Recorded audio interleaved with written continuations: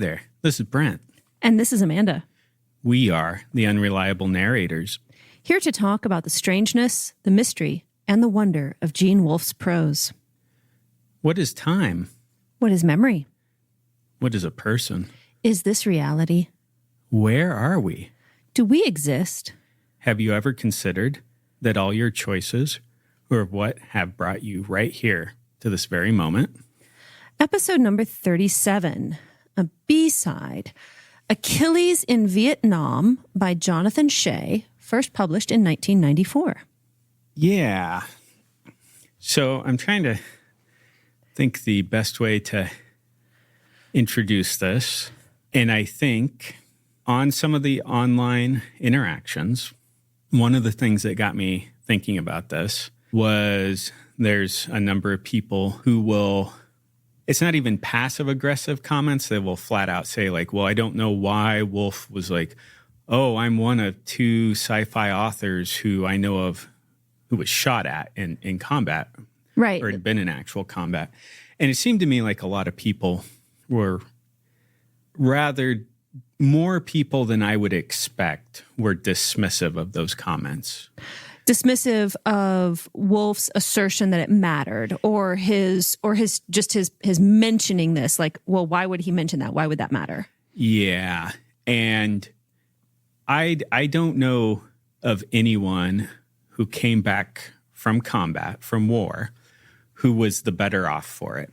And yeah. This was one of the things I was thinking about as I was preparing these notes. I've known a lot of people who have been in various wars. Yeah. And so in the last episode, I mentioned that I knew one of the guys that was in the photo of that very famous. The flag raising of Iwo Jima. So he was a Marine. He came back. I knew another guy who, talking to him one day and very casually, because I'm the young kid at the table, I would have been in high school, maybe junior high, but he'd mentioned something about he was over in the Pacific Theater. Right. And he said something about having to make the choice between shooting women and saving babies. And I was like, what? And when they got, I forget which beach it was on, but they got on a beach and they saw these women running up to these cliffs and throwing things off, and they thought they were destroying evidence from the Japanese occupation. Well, what it ended up being is one of the guys got over there and they found dead babies and children. He found out later the Japanese had been told that if you get captured by the Americans, they'll do horrible things. So these women, after killing their babies. They were killing their babies and then jumping off. Yeah. And so they started firing the machine gun over their heads to scare them off. But then it got to the point where like they had to make the choice. Shoot the mothers to keep them from throwing the babies over. Yeah. And that's, so, yeah. And then just other, like I knew a guy in Vietnam and he had a friend who was on the bulldozer, combat bulldozer, and he went through some sort of tropical hornet nest. Oh, and wow. he was dead within a minute, and he said it like he just swelled up to like his head was the size of a watermelon. Yeah. Same guy had a grenade went off behind him, and he had a bunch of shrapnel in his back. Man, Knew another guy that he was in the Battle of the Bulge. One time, like he talked about how he was so cold he didn't think he was ever gonna get warm again, and then they were eating bark off of trees just to fill their bellies. Yeah, and then he made the comment like he didn't know if he was so cold he didn't know if he was going to be able to have children if he got out of there. Yeah, and I was like, kind of gave him a look. He's like, yeah, my testicles were so frozen at like you did. I was like, oh. There's in a book on the Korean War, there's a story of a man who said that it was so cold that his testicles retreated inside of his body, and he didn't know if they were going to come back out, which is kind of like you don't think that's possible, but that is possible, and it happens. Yeah. So similarly, I don't think I knew quite as many different people with stories, but I do have a number of family members that served in various wars. So one of my grandfathers was a combat vet. He fought in World War II in the Pacific Theater. And He never would talk about his military service except in the very briefest kind of way. And I think it makes sense because he served on a destroyer, and one of his jobs was to drive landing craft for beach landings. And so he was the one driving the boat, and if you see in the films that they stand behind a shield and you drive up on the beach, drop the gate, the men run off in the surf and many of them die.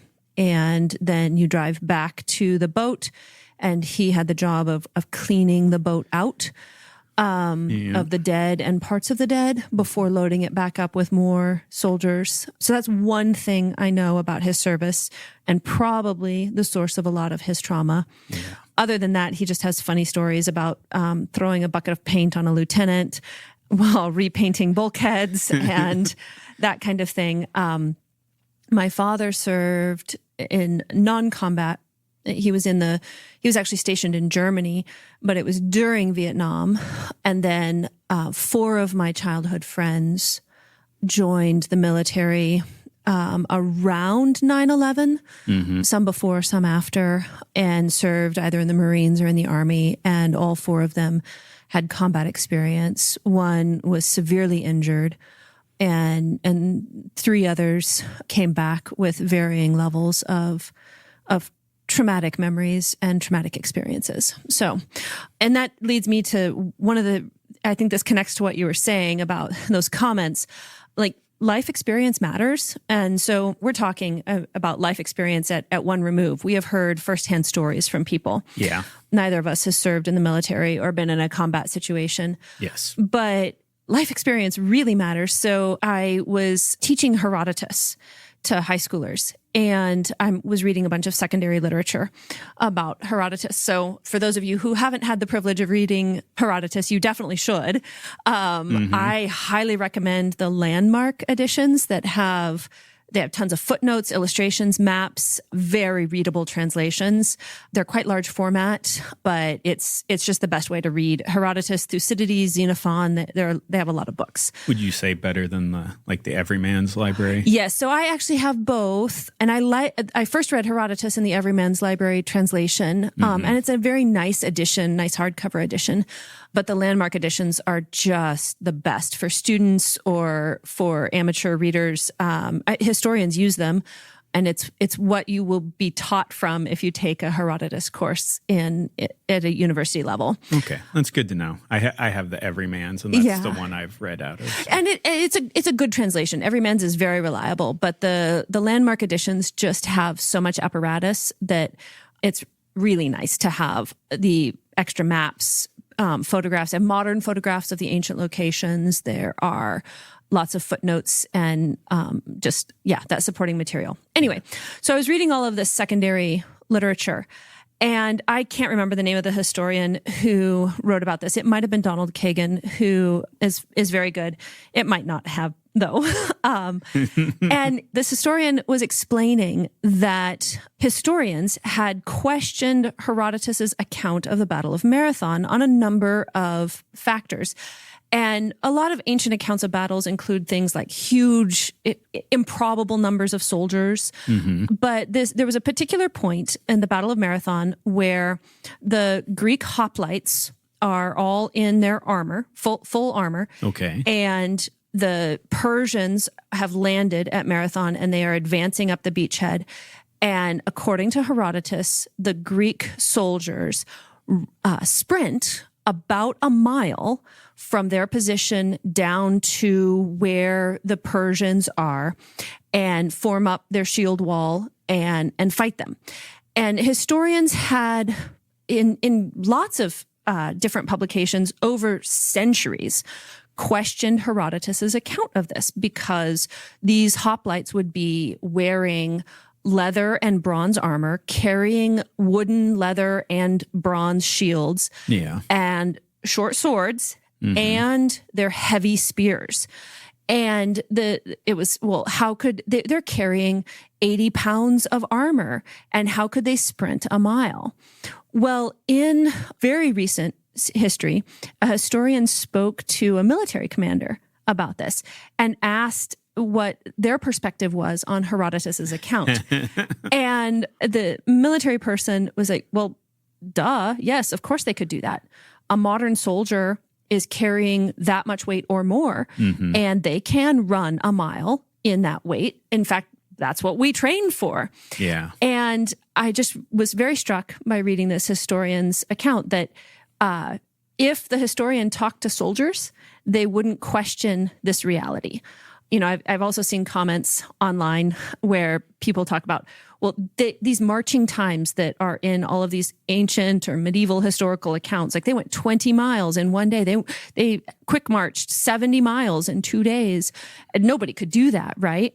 And well, no, literally that's what soldiers train for, is to be able to do that. So life experience matters. I think that, you know, Wolfe's comment, I'm only one of only 2 SF writers that has actually been under fire, is getting at something real here. A lot of SF deals with military situations. And if you haven't been in that reality, or at least been in contact with people who have been in that reality, there are a lot of things you wouldn't know about that experience and wouldn't be able to know what's reasonable, what's not reasonable.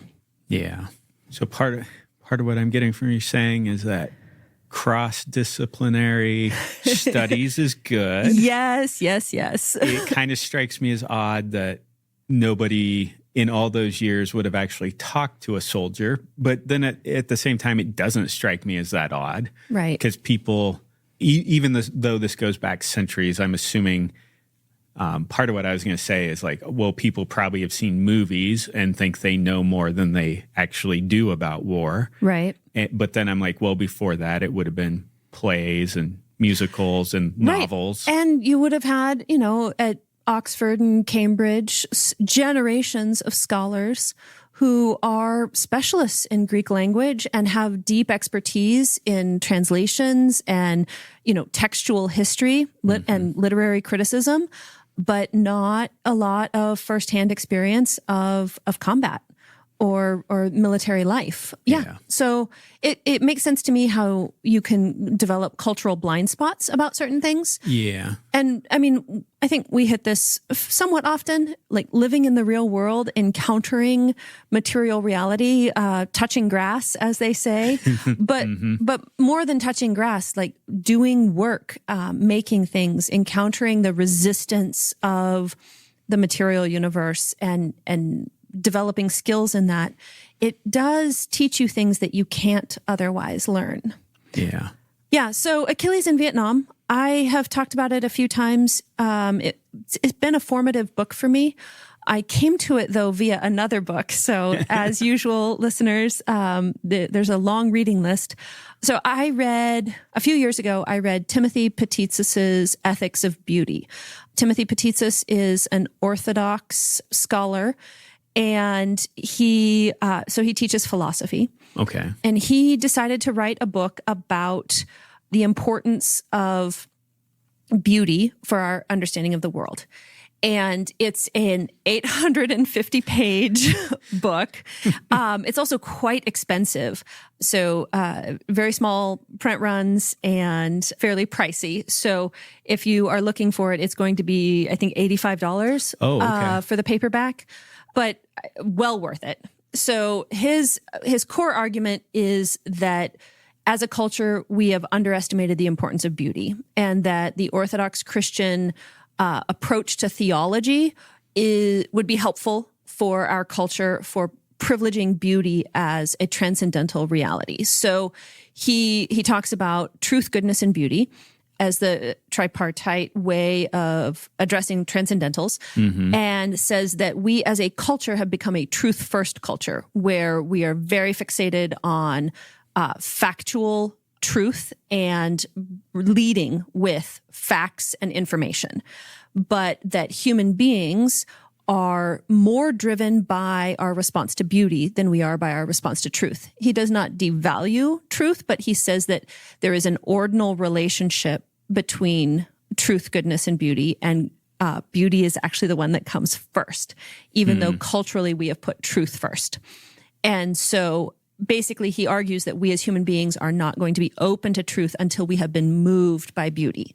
And so beauty is what moves us and makes us open to truth, and then we can do good after that. This is all, of course, in a Trinitarian theological framework. He addresses an enormous number of issues in his book, 850 pages. But what's really interesting is he starts out with addressing trauma, because he says that we can't understand beauty until we understand the opposite of beauty. And we become aware of beauty through our encounters with ugliness. And trauma is the human response to ugliness. Okay, so he's juxtaposing those so it's not just ugliness as in that's displeasing. It's like, this is disgust. Yes, and ugliness that strikes us. So there's a great quote from the book. Trauma results from a very powerful encounter with ugliness, especially if that ugliness strikes us as a kind of revelation, disclosing to us the real truth about the world. So he's talking about ugliness is as a disruptive encounter that seems to tell us, oh, the things that you thought were beautiful or good, that was a lie. Mm-hmm. And the ugly thing is what's real. And so in his discussion of ugliness, he digs into Jonathan Shay's Achilles in Vietnam. And so he encountered it as a philosophy professor and was just completely swayed by Shay's argument about the nature of trauma. So the subtitle of Achilles in Vietnam is Combat Trauma and the Undoing of Character. And he argues a lot of things. So he's a psychologist who works primarily with Vietnam veterans who have severe PTSD. And in Petitsus's reading, Shay has uncovered something that is core about the experience of trauma, which is that talking about it doesn't necessarily make it better. Talking about it can actually make it worse, which is Shay's experience in offering therapy to Vietnam veterans, that the more talk therapy they have, typically the worse their symptoms are, and that there has to be another way of dealing with their trauma. And Petitsus's argument is that moving them with beauty and the vision of a revelation of goodness is the way to do it. Very large argument, not something I can get into. Shay spends most of his time, though, talking about the causes of trauma and the kinds of things that create PTSD in a combat veteran and the kinds of things that we as a culture could do to prevent some of that. War is ugly. War is always ugly. War is always going to be traumatic. But there are things that happened, especially in Vietnam, that magnified the occurrence of PTSD in combat veterans. Okay. So a couple of things here. I'm just kind of distilling in my mind. So, yes. So it's like, okay, so this book is with Vietnam. And yes. So, which would have been after the Korean War. Yes. So Wolfe was in Korea, but there's a lot of overlap there because in a lot of ways, Korea and Vietnam you can make the argument that they are continuations of the leftover theater from World War II. Yes, and they have a number of similarities that are core to Shay's argument. So Shay doesn't really talk about Korean War veterans. Certainly, there were fewer of them, and the trauma of the Korean War was less extensive than that of Vietnam. Vietnam is the gaping military wound in American culture. Mm-hmm. But the core problems with the way things were handled in Vietnam, the seeds of that were very much in the Korean conflict. And so Wolfe's experience would touch on a lot of what Shay is describing with Vietnam veterans, even though that was not as devastating, as traumatic a war as Vietnam, and certainly did not go on as long. Yeah. So you're talking about experiencing the trauma that it's like, oh, this isn't what's real.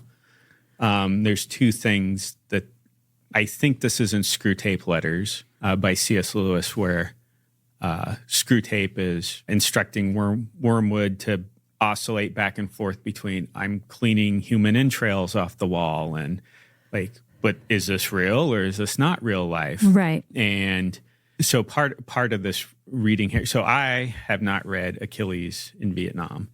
So Amanda's read it. Part of what I did for this is I went back and read through Letters Home and then also some of the short stories. Right. Things that seem to explicitly address Wolfe's military experience. Letters Home being, of course, his collection of letters from the Korean War to his mom. Yeah. And then a couple of stories that have military experience in them. Mm-hmm. And so there are sections in Letters Home where he's talking about he would go out and collect bodies for internment, and both American, Allied, and the North Korean and Chinese. And you can tell by some of his descriptions that at one point he says, I spent most of the day digging up a body, and it was mostly bones and just enough meat to make it smell bad. And he says he thinks it was a Chinese because of the clothes that the man was wearing, but he wasn't sure. Right. You can tell it was a horrible experience. Yes. He doesn't spend a lot of time on it. But there's other ones in there where people are wounded. And so I think that's an interesting thing to bring up, because that is one of the core creators of trauma that Shay addresses, is the dealing with the dead. So it's called Achilles in Vietnam because he is framing his understanding of PTSD and soldiers' experience around Homer's account of war in the Iliad. And his argument, and this is where he's doing something similar I talked about with the historian and Herodotus asking real soldiers.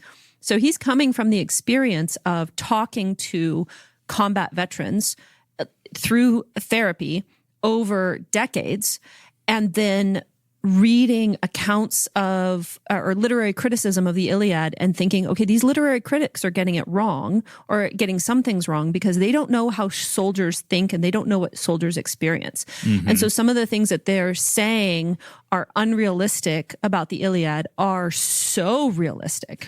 The classic example being in the Iliad, there are many occasions where soldiers weep and grieve, and they are described as weeping like children, like babies, crying like very young children.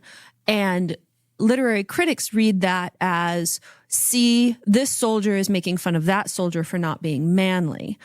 And Shay's reading is, no, they are affirming a normal, masculine, warlike human experience, which is that this bravest soldier is also the one who grieves and weeps the most openly.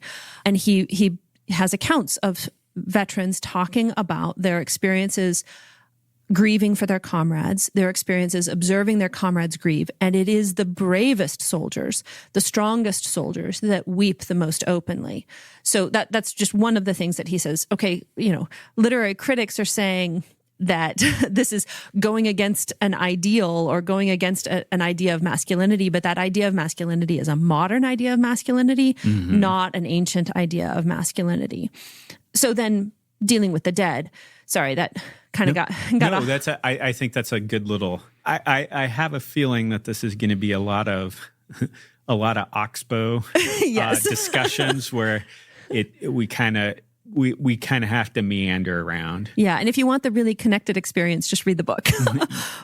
Yeah. So the book is both about the psychology of PTSD and about a literary study. So he is doing two things in this one book. And this book has been influential on the study of the Iliad, the literary study of the Iliad.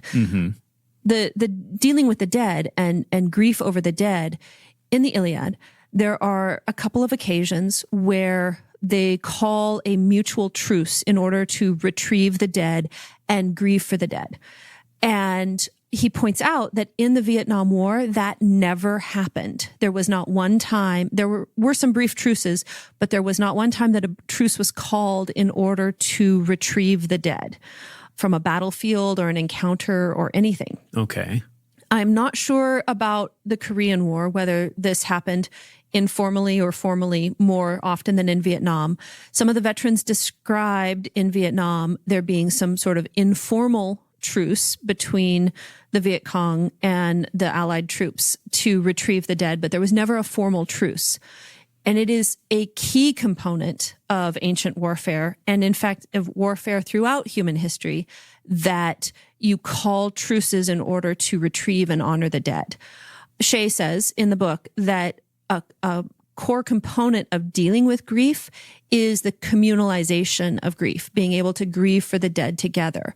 And especially for the beloved companions, the close companions, to be able to care for, retrieve, and preserve their own dead. And somewhat in Korea, but of course escalating in Vietnam, the developments of technology and the nature of the front being such a complex front, very often bodies were unable to be retrieved. The technology means that very often there was very little left of the body. The kinds of explosions and the use of napalm and various enemy tactics, the bodies were often so destroyed as there was nothing left to gather. And once someone died, their body was almost immediately turned over to a special unit whose job was to, I think, grave services or something, to take the body and ship it back to the U.S. as quickly as possible, so that someone could die and then be back in the United States, their body be back in the United States within 24 hours, which privileges the experience of the family, but removes the remains, removes the corpse from the unit so rapidly that the fellow soldiers have no chance to grieve the loss of their comrade. In some instances, the body is on a plane back to the United States before the man's companions even know that he's dead.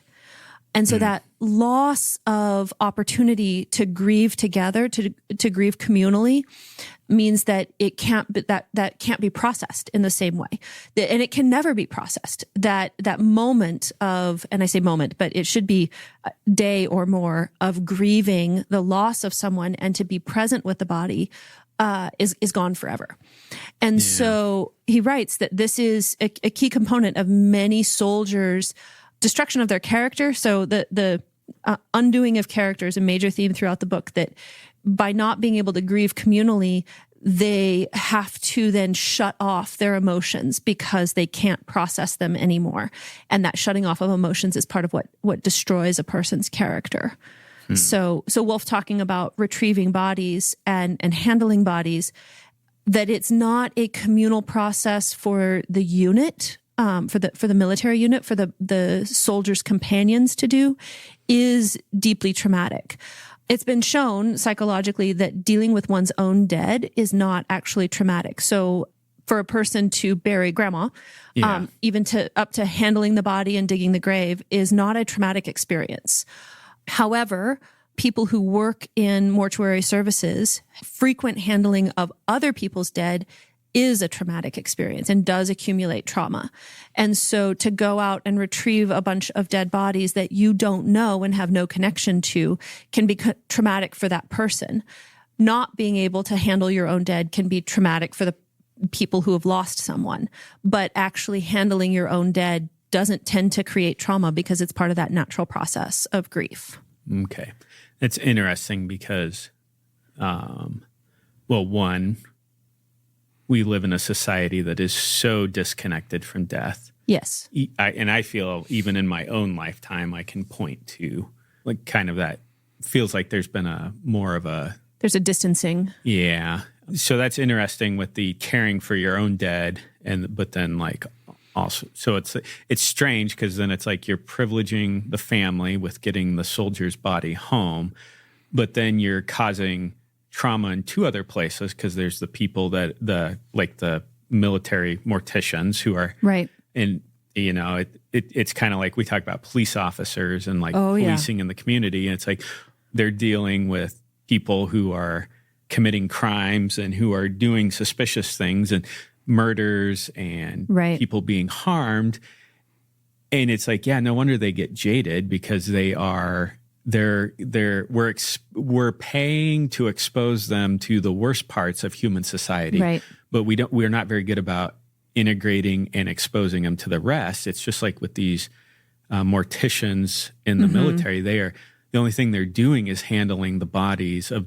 They know that they're fellow soldiers, but they don't know these people personally. So it's like the only time they encounter them is when they're dead. Yeah. They did not get to know them as a living person. Yeah. And so part of burying grandma that's okay is that you have, 99% of your memories are living memories of grandma. And then 1% are grandma died and now we had to bury her.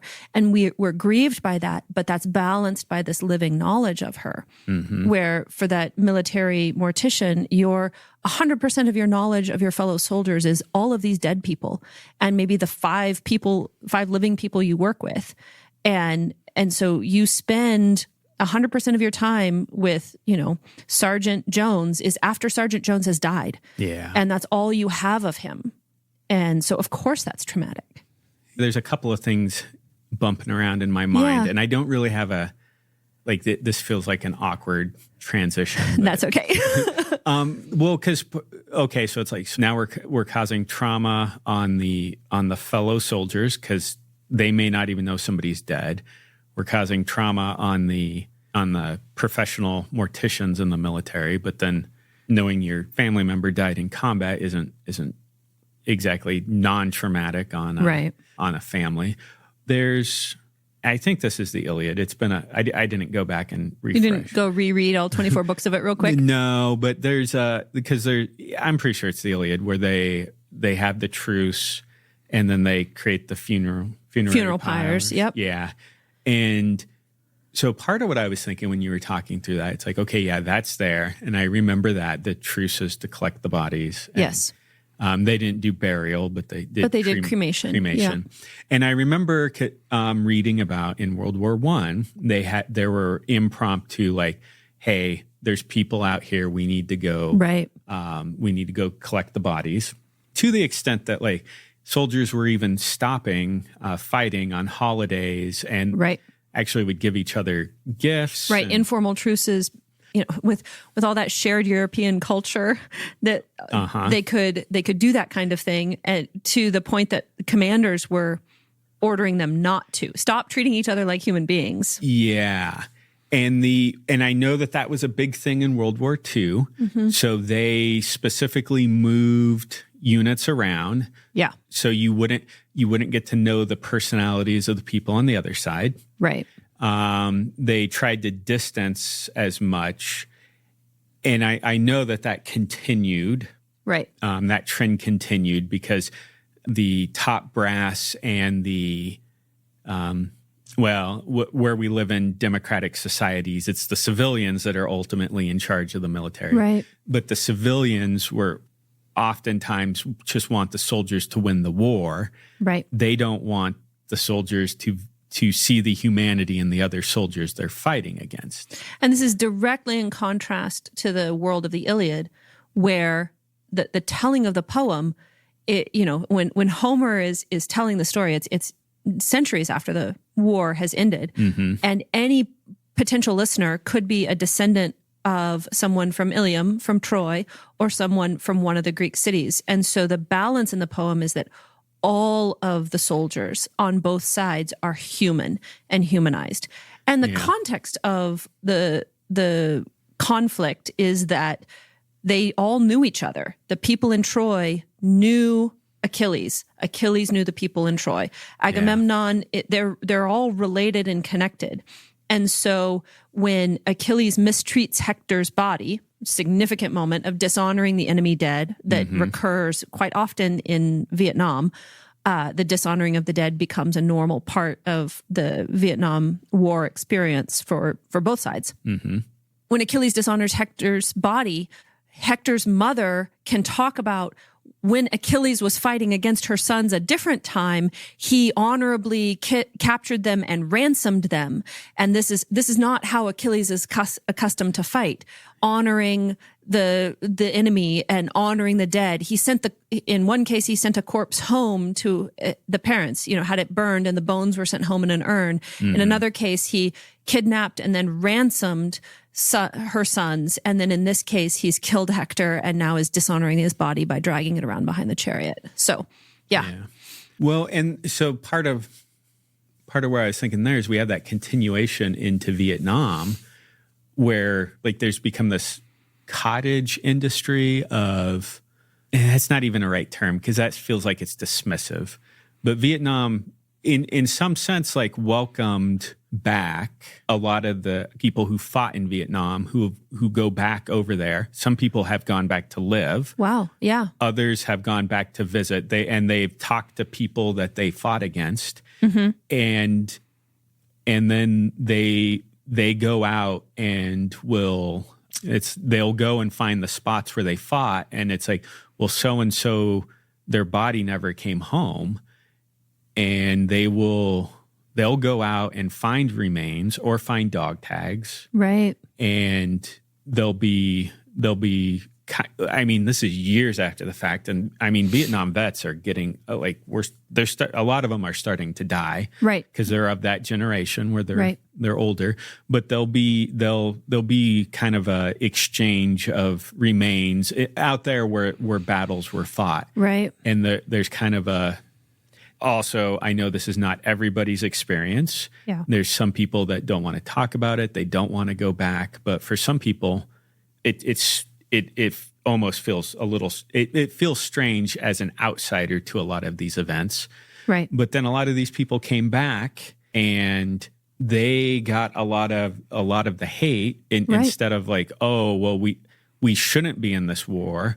A lot of the civilian people were not able to distinguish between, well, this was a soldier who was caught up in these events. Like most of the soldiers didn't want to be. Yeah.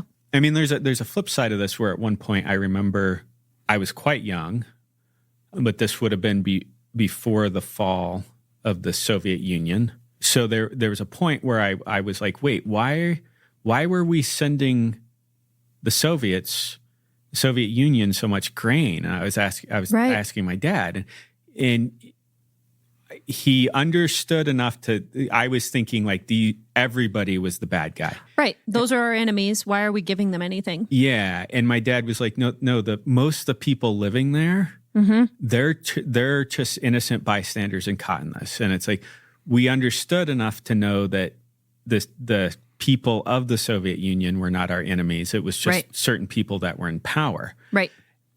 And feeding starving people is a good thing to do, even if they live in the territory of our enemy. That doesn't make them our enemy. Yeah. So it's weird because in some ways, like some of that complete total warfare, where there's no such thing as a non-combatant, has affected so much of our thinking that we're not able to. Sometimes a soldier is as much a victim. Oh, yeah. Even when they're the winner, so to speak. And I'm just, here's another oxbow, but particularly in Vietnam, although also somewhat in Korea as well, huge problem for soldiers behind the front lines. So in combat duty, you're out there. And in Vietnam, it was very difficult for American soldiers to deal with the fact that you didn't always know who was an enemy soldier because the guerrilla style warfare meant that anyone could be a threat, which makes for a uniquely stressful situation. The cortisol levels could not have been higher because your enemy is not clearly marked, not wearing uniforms, and it may not even be a man.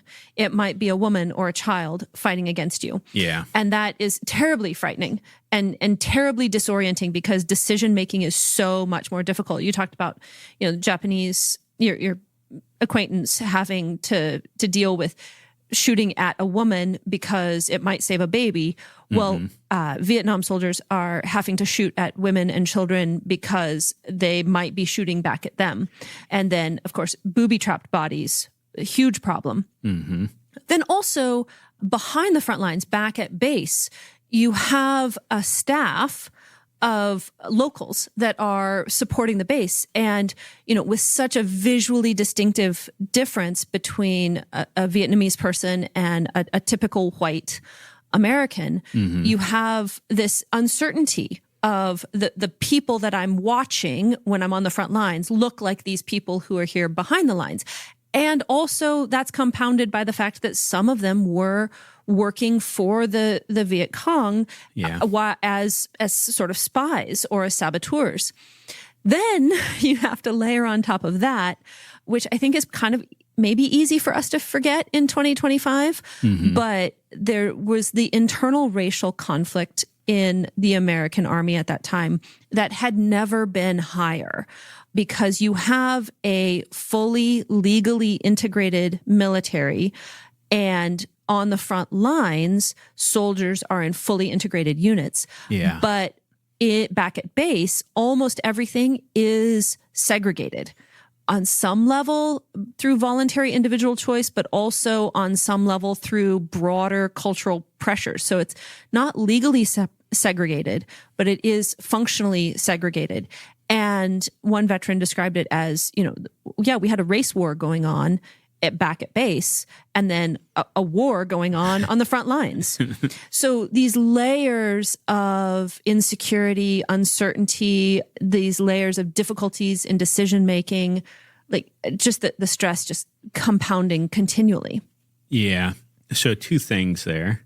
You talk about the difficulties. So you just triggered something in my memory. Yeah. I was, once again, when I was younger, I was talking with a Korean War vet, and he was talking about how one time one of the North Koreans just showed up, like he got a uniform of one of the South Koreans. Right. And he showed up at the lunch line at the chow hall, and he waited until people and then he opened fire.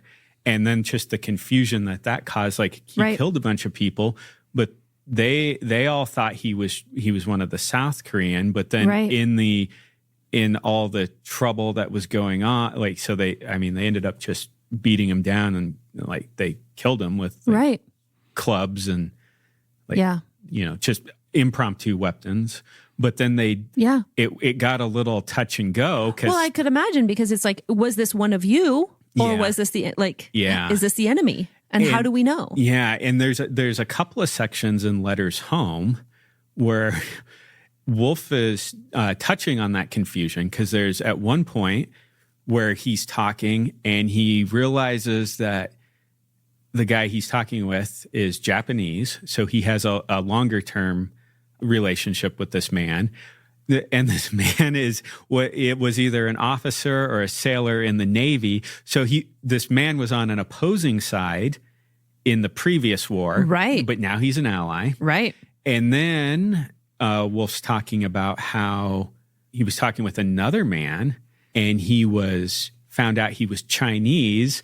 And he makes a comment like, you can see all of a sudden where I might be on like alert, or I think his hair, I forget exactly what he says, his hair stood on.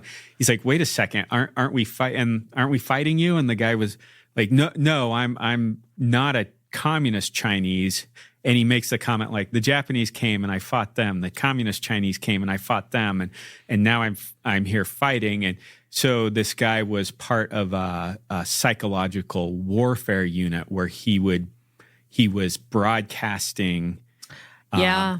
And then Wolfe was also talking about the really the only way that you could tell the difference between the North Koreans and the South Koreans is that the North Koreans were so emaciated, they made the South Koreans look like bodybuilders. Yeah. But he was, and then you get all these there's some comical things in there where it's like, the Korean that they taught, like the actual Koreans, like the Japanese understood the Korean that they were taught better. And it's like they could speak the Japanese that they thought was good Japanese to the Koreans. And it was, but there's just this confusion of like, wait, in the previous war, like 10, 15 years ago, some of the people that were on the other side are now allies, Right. but then it's like, then you have like these internal conflicts and civil wars going on.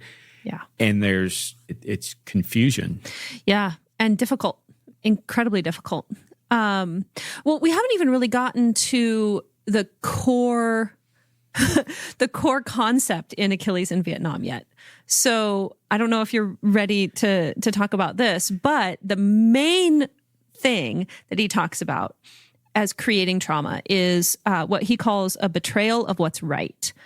And so in the Iliad, famously, it starts out with the word rage. Sing, O muse, sing the rage of Achilles. And rage is the Greek word, and I am going, please, no one write in and tell me how bad my Greek pronunciation is because I have never studied it. I don't even know my Greek letters really, other than the ones you see for, Greek life. But menis, typically transliterated menis, is translated rage. And that is Achilles' response to the betrayal of Themis, which is the right thing, the good thing, the culturally good thing. So what Shay identifies as the core problem for Vietnam veterans is that they were betrayed, and what was right was betrayed. And in the Iliad, Achilles is angry because what was right is betrayed. So in the story of the Iliad, it opens with a plague because Agamemnon, who is commander of the Greek armies, has kidnapped a woman as his war prize, which is very normal in Greek warfare. And she is the daughter of the priest of Apollo. And Apollo, of course, is the god of healing and illness. And so the priest of Apollo prays to Apollo that he will avenge himself on the Greeks for violating the temple and kidnapping this daughter who's was a dedicated virgin. Agamemnon, they come to him and say, we prayed to Apollo and asked for revelation of what the problem is, why everybody's sick with the plague. And it's been revealed that you must return Chryseis to her father in order to stop the people from dying. And Agamemnon doesn't want to do it. And then the people insist, no, you have to do it because otherwise we'll all die of the plague. And he says, well, fine. And it's very much written like a temper tantrum. I will do it, but I'm going to take Achilles' woman as a replacement for my woman. Now, as a modern person, it's very easy to read this through a lens of sexual ethics and be like, oh, they're squabbling over the women that they're raping. Oh, no, you poor men. We feel so bad for you that the woman that you kidnapped and raped, you don't get to keep. So you're going to take a woman that somebody else kidnapped and raped and keep her.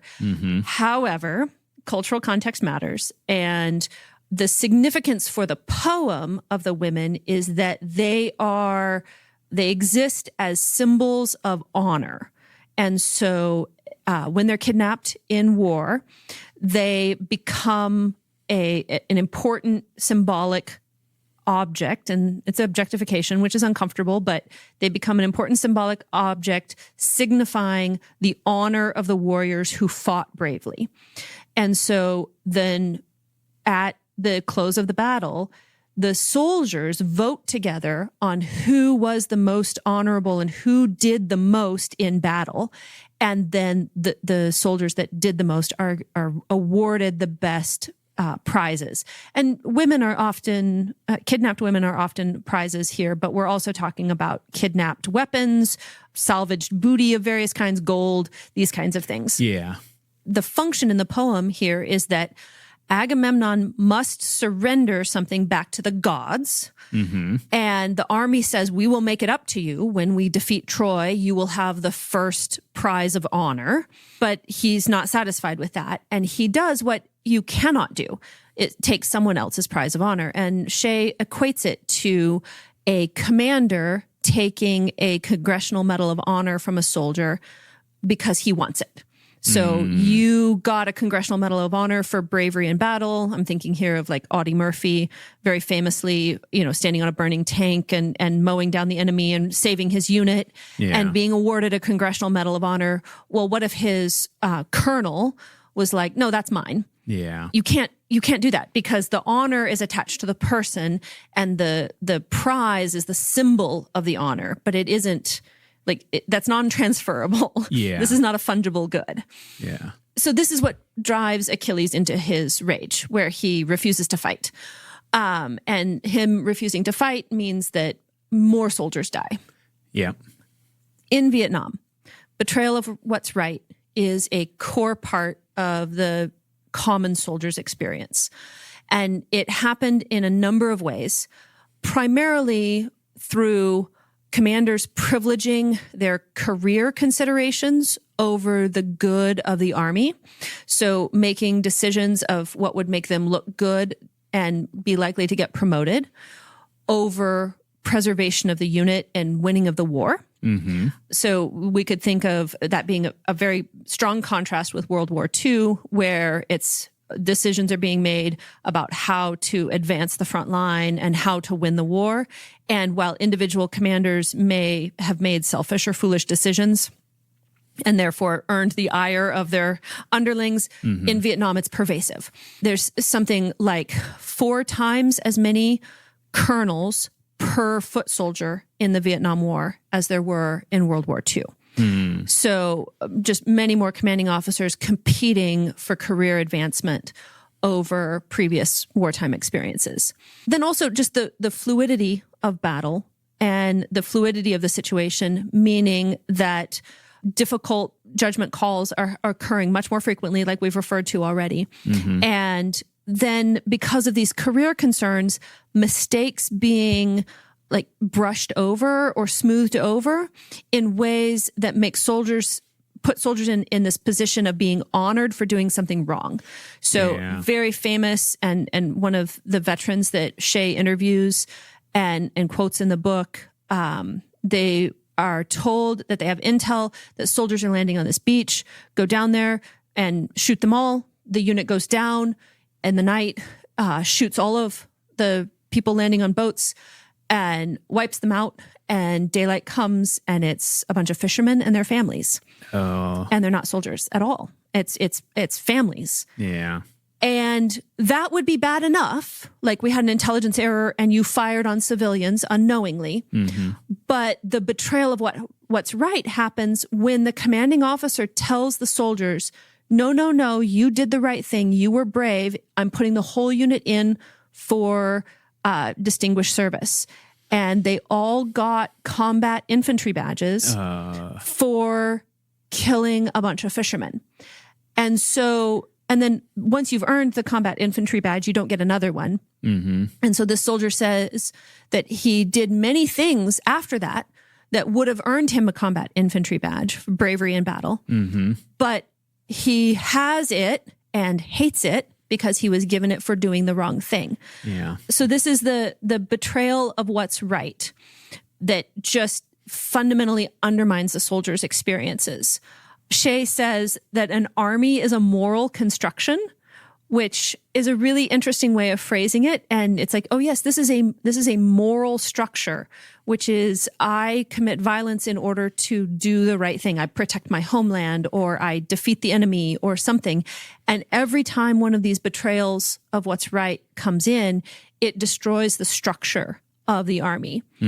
There's also, the unfairness of being unequally put in danger. So one of the things that seems to have been more pervasive in Vietnam than in other American wars is that commanding officers showing favoritism to certain units over others because of, interpersonal issues.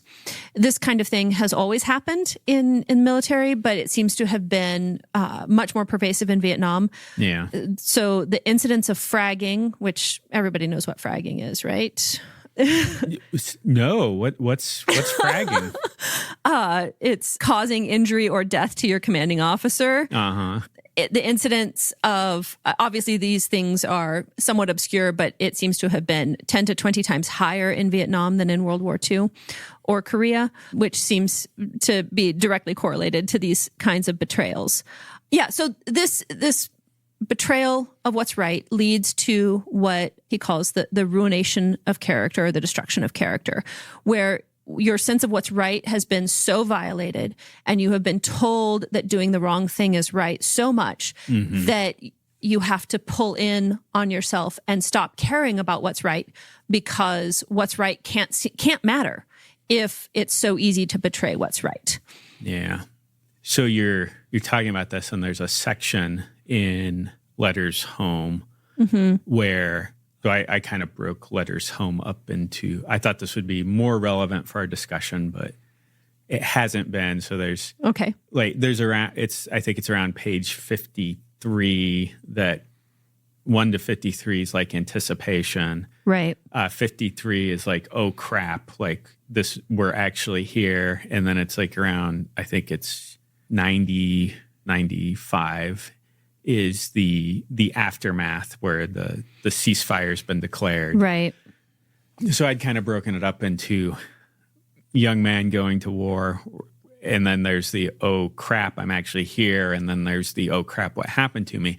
But in the first section, it's around page 50, there's a UN advisor, and I think he said, I can't remember if he was Belgian or Austrian at the moment, but they are going, and there's a Red Cross girl, and she's handing out one carton or one packet of cigarettes to the soldiers, and they're only allowed to have one, and she's marking their names off as they receive their packet of cigarettes. And he tells the men, he's like, well, I think I can fix this. And so he goes in, and he's like, pretends like he can speak less English than he actually can, says, I am a UN soldier. I am here with the UN. And he grabs like all these boxes and runs out and starts throwing them to everyone. And people scatter because they're running off with entire cartons instead of like just a single packet of cigarette. And Wolfe says that at that moment, he realized that they were nothing but cannon fodder, and they could get away with almost anything that they wanted to, because they were just they were food for the guns, is what. Oh my goodness. And he has that sinking, like, oh boy, this is bad, because like what's right and wrong isn't being upheld. Right. And so, and then there's a section after that where he gets transferred over to another area, and it's an area that they've been there longer, seen more things. And he was talking about how like petty thievery was on the right. He's like, somebody stole my shoe brush. Right. And it's like, why? Yeah. It's just all sorts of things. And then there's another section, it's an aside, because the way Letters Home is structured is it's the letters, but then he has clarifying notes and other things where it's like, he includes commentary. Yeah, so here's some more context for it. And there's a section where he's talking about how he's switching off guard duty with one of his friends. And part of it was after the ceasefire, it became even more dangerous, because they were essentially, they were kind of had a war on two fronts, because a bunch of the North Korean prisoners and the people that were sympathetic to the North Korean side, they were released. And so they had a bunch of people that were coming up to the front lines. Right. But then they also had the enemy on the other side. Right. So what they were told was that if you challenge someone and they do not answer in English immediately, shoot to kill. Oh, wow. Yeah.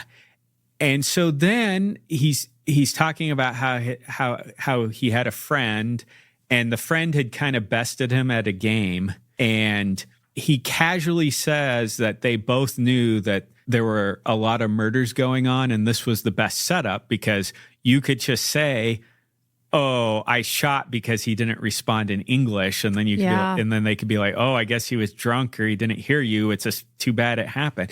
And he just casually drops like there were a lot of murders happening.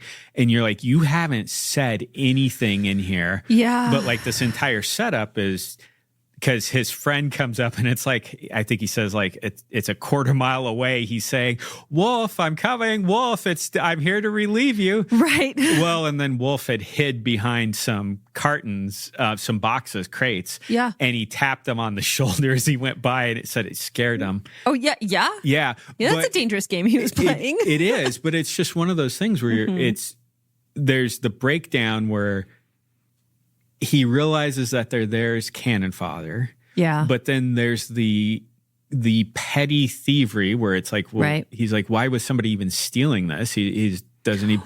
But Shay has a whole section on that as well. That thievery and the breakdown of that moral context between each other. Okay. And he puts it in the context of the thing that Homer never addresses in the play. Okay. Which is that war is there's a situation of deprivation. Yeah. And Korea was this way somewhat.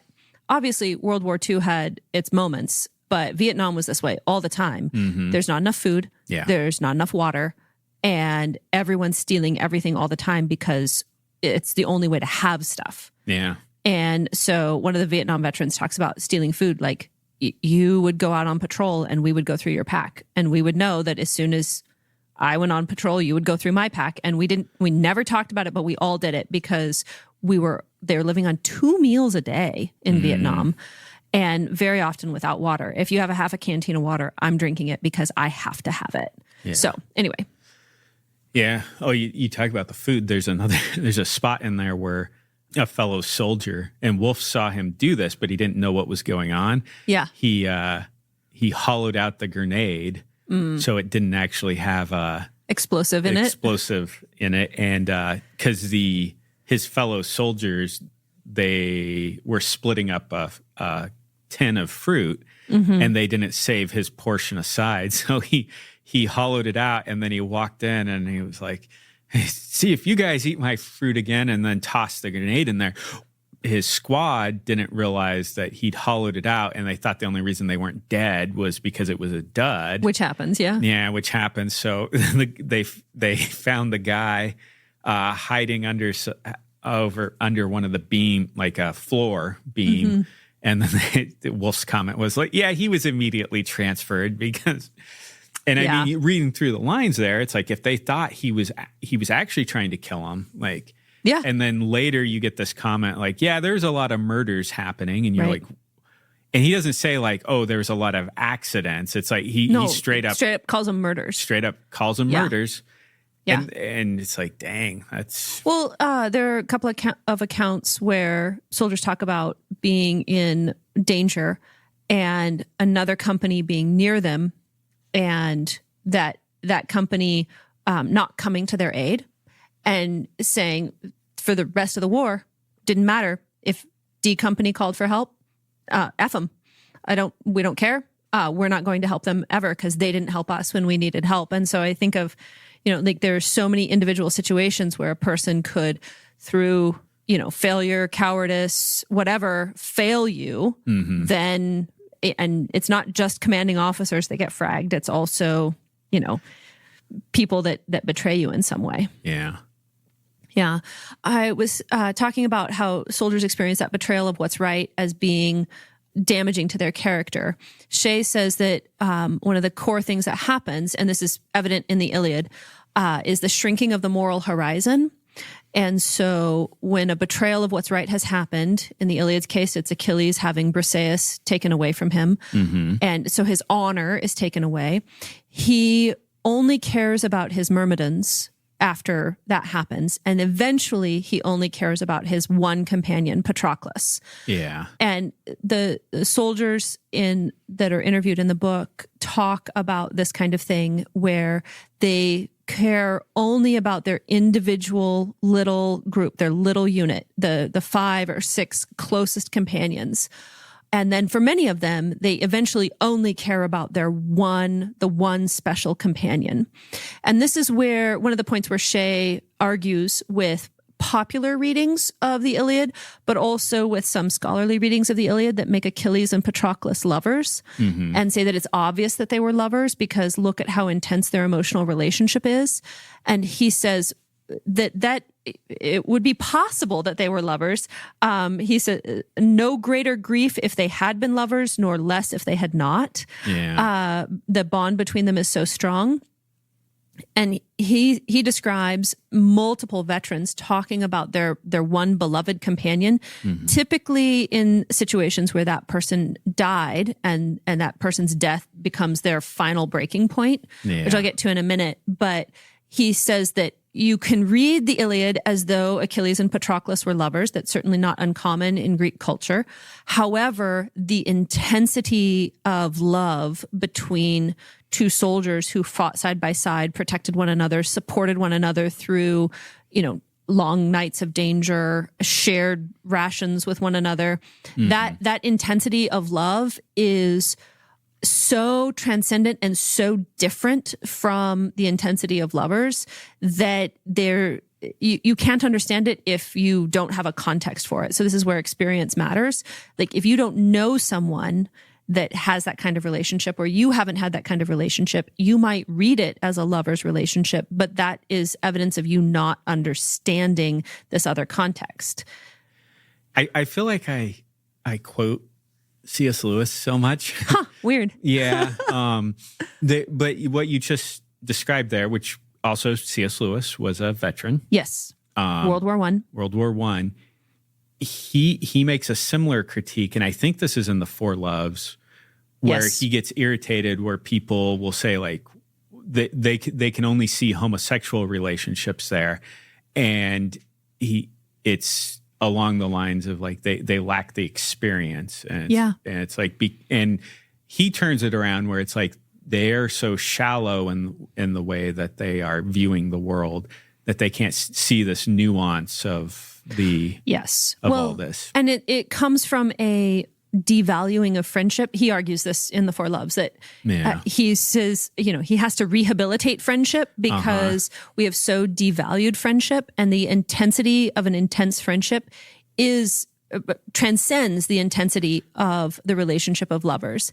And he says that like two friends can become lovers, but that's something that's added to the friendship. It's not, it doesn't take away from the friendship. It doesn't supersede the friendship. The friendship exists on its own and is a more intense relationship by the evidence of history that a profound friendship is more intense than a lover's relationship. But we have so devalued friendship and so elevated the lover relationship that we can't see that. Yeah. So, and David and Jonathan, hugging each other and weeping in the Old Testament. And he's like, you can't imagine that they could have this intense love relationship that wasn't romantic. Yeah. And I was going to say, for clarification there, he said that friendship was two people standing shoulder to shoulder looking at something, and lovers were standing looking at each other. Yeah, face to face. Yeah, face to face. And that's which is a marvelous image to have, because you can then look at a relationship and see those two aspects of it, that two friends could stand shoulder to shoulder and look at something, and those same two people could also be lovers and look at each other face to face. But when they're looking at something together or enjoying something side by side, that is the phileo, amakitia, friendship dimension of the relationship, and not the erotic dimension of the relationship. Yeah. So that shrinking of the moral horizon, where after a betrayal, what you care about has to get smaller and smaller, because caring about right and wrong is at the largest level. I don't want to derail you again, but I really like that shrinking of the moral horizon, that phrase. Yes. Because I instantly identified with it when you said it, and I kind of had an inkling of what you were going to say, but it's been something that I have identified in my life, because and I felt like I was just becoming more, I'm using air quotes here, but tribalistic Right. But it is something that when you get burned, Yeah. and it doesn't matter how, like, because it's like you can. This may not always be clear from some of my comments, but I'm actually a generally optimistic person. Narrator voice, he is. Yeah. So young me was very optimistic, and I felt like I had a horizon that was, it's like, oh, everyone. Yes. But then in life will just beat you down, and it kicks you when you're down and kicks you in the teeth. And I feel like my circle of caring has absolutely shrunk as I've grown older. Yeah. And part of that, I was like, well, maybe that's just the fragmentation of our society. Yeah. The other part of it is life grinds you down. You get tired. You only have so much energy. Yeah. And then when you're talking about it in the context of the book here, I'm like, oh yeah, if I had, I'm not sure how I would handle it if I had my moral horizon shrink in a tour of duty, or like, right. If it's like, I can feel it after like 25 years. Right. But if I had it happen in like 6 months to a couple years, right. I don't know how I would react. Well, Shay argues that this is a universal human condition. So the transition from a person having a betrayal of what's right to the shrinking moral horizon and then there's typically another incident, and he says it's characteristically the loss of the special comrade. For Achilles, it's when Patroclus dies. For these Vietnam veterans, it's very often when they're that one man who they were the closest to in their unit, when they are killed, especially if they are killed in some particularly senseless way, or if they are killed in your place, which is what happens with Achilles and Patroclus, because Patroclus wears Achilles' armor and is killed by Hector because Hector believes that that's Achilles. Yeah. And very often in Vietnam and in any war, there's this sense of randomness where, you know, the grenade comes in and the heroic special comrade throws himself on it to protect his companions, but it was a dud. And because he was down on the ground covering up the grenade, everybody else was shot by the person coming in. So because he did the heroic thing to sacrifice himself, he's the only one that survives. And so there's this like guilt or shame around, you know, he died trying to save us, or I lived because I was willing to die, but they weren't ready to die, and so they died, and these reversals happen.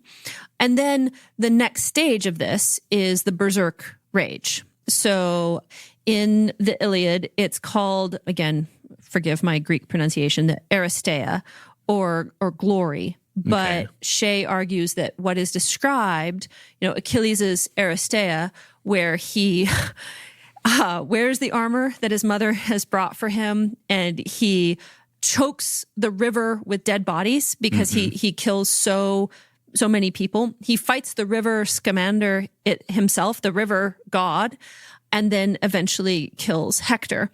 That berserk rage, according to Shay, is... He believes it's a natural, biological, human process, and it is essentially inevitable. So that the shrinking of moral horizon that's the only thing you can do when your sense of right and wrong has been so violated. And berserk rage is a biological impulse because you have this shrunken moral horizon, and then eventually the one thing that you had left that you could care about is gone. And so you don't care if you'll die. And this is not a cognitive process. It is somehow fundamentally a stress response. And this is what happens. And so you have kind of that Rambo image of going crazy, the berserker image. But that is the most tragic thing that can happen to a human being, according to Shay. I've heard stories of that from people who experienced it. This is dredging up all sorts of Yes.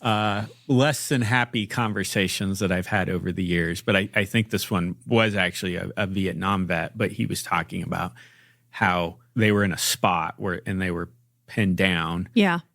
And like some of his friends were shot, and one of them ended up being killed. But he just went into, like, he ended up doing things that he wasn't even aware that he could do. And he just talked like he was, I don't think he said this, but he talked as though he was like one with the jungle. Right. Like one with the environment. And so he could do anything. Yeah. And he just moved Yeah. quickly and silently. Yep. And he was on the enemy before they even knew that he was there, and then he was on to the next guy. Some of the veterans' accounts describe it as feeling like they could not be killed. Yeah. And Shay's description of that is it's a godlike state, and because you have been so betrayed by God, and this is very much where Timothy Petitsis in Ethics of Beauty connects with Shay, is that sense of the betrayal of what's right, the moral trauma, the moral injury that happens. And that's more Petitsis's language, although Shay brings it up that moral injury is where you are put in a situation where you cannot do a right thing, and so you are forced to do a wrong thing, and that doing a wrong thing breaks you. And this is not a choice you've made. We like to think of our character as something that's entirely under our control. Petitsis argues that you can have bad moral luck, where you're put into a situation where whatever the right thing to do is, you just can't do it. Which, of course, brings to my mind Tolkien's account of Frodo. So one of the common, and I think immature and childish interpretations of the ending of The Lord of the Rings is that Frodo failed. Because he gets to, spoiler alert for, a very old book, over 70 years old. So you should probably know that this is what happened. But he gets to Mount Doom and he cannot cast the ring into the fire. And I think an immature reading of that is that Frodo failed in some way. What Tolkien makes clear in one of his letters, which the letters of Tolkien are great reading, is that Frodo was pushed beyond the limits of his endurance, and you cannot be criticized, or you cannot consider it a failure to be unable to do what you're unable to do. So it's like you lifting a weight that is heavier than you can lift, or, running a distance that's greater than the distance you can run, or enduring thirst for longer than your body can endure thirst. Like if you die of dehydration, you haven't failed. You needed water and you didn't have it. If you get to the end of your strength, moral or otherwise, it can't be considered a failure. If you could have held on and you didn't, then that's a failure. If you can't hold on anymore, then it's not a failure. So a moral injury or bad moral luck is being put in a position where there is no good choice. And there is no way that you don't have the capacity to make something better out of this. And so that breaking happens. And then because God betrayed you, at least in the internal experience of it, you feel that God has betrayed you. You feel that you have been put in a position that is somehow wrong. Then to have that berserk rage, you then can inhabit the place of a God, little g, and do things that you shouldn't be able to do. And of course, all of the accounts that we have, all of the firsthand accounts that we have, are people who survived their berserk state. Yeah. So it's not that you couldn't be killed, it's that you weren't killed, and so the experience was that you couldn't be killed. Got a little bit of survivorship bias in the accounts. Yeah.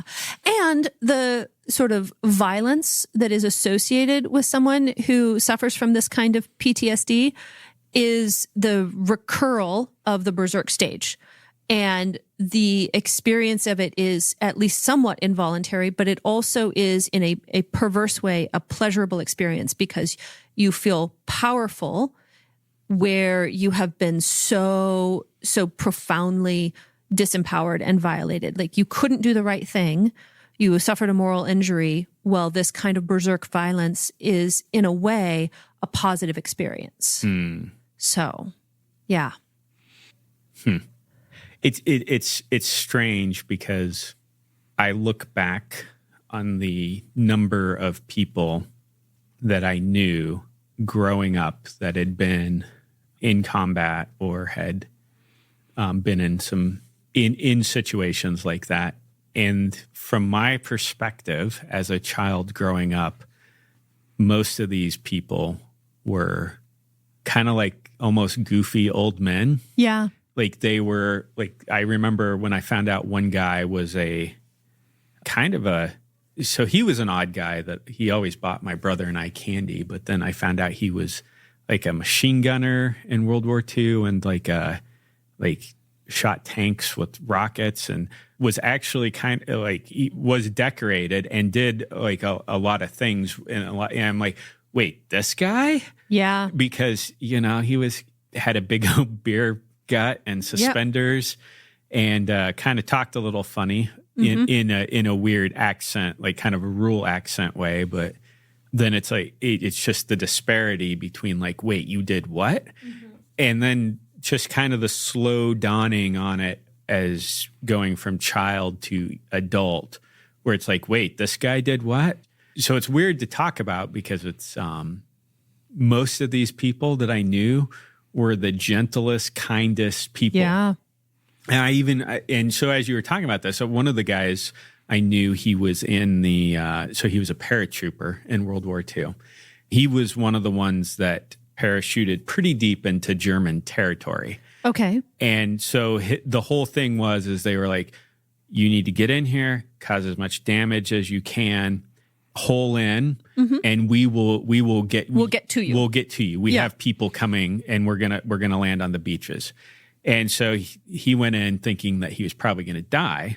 And I don't know exactly what he saw, but one time, so I guess I would have been in junior high or high school. Like I was asking him a question, and it was a theological question.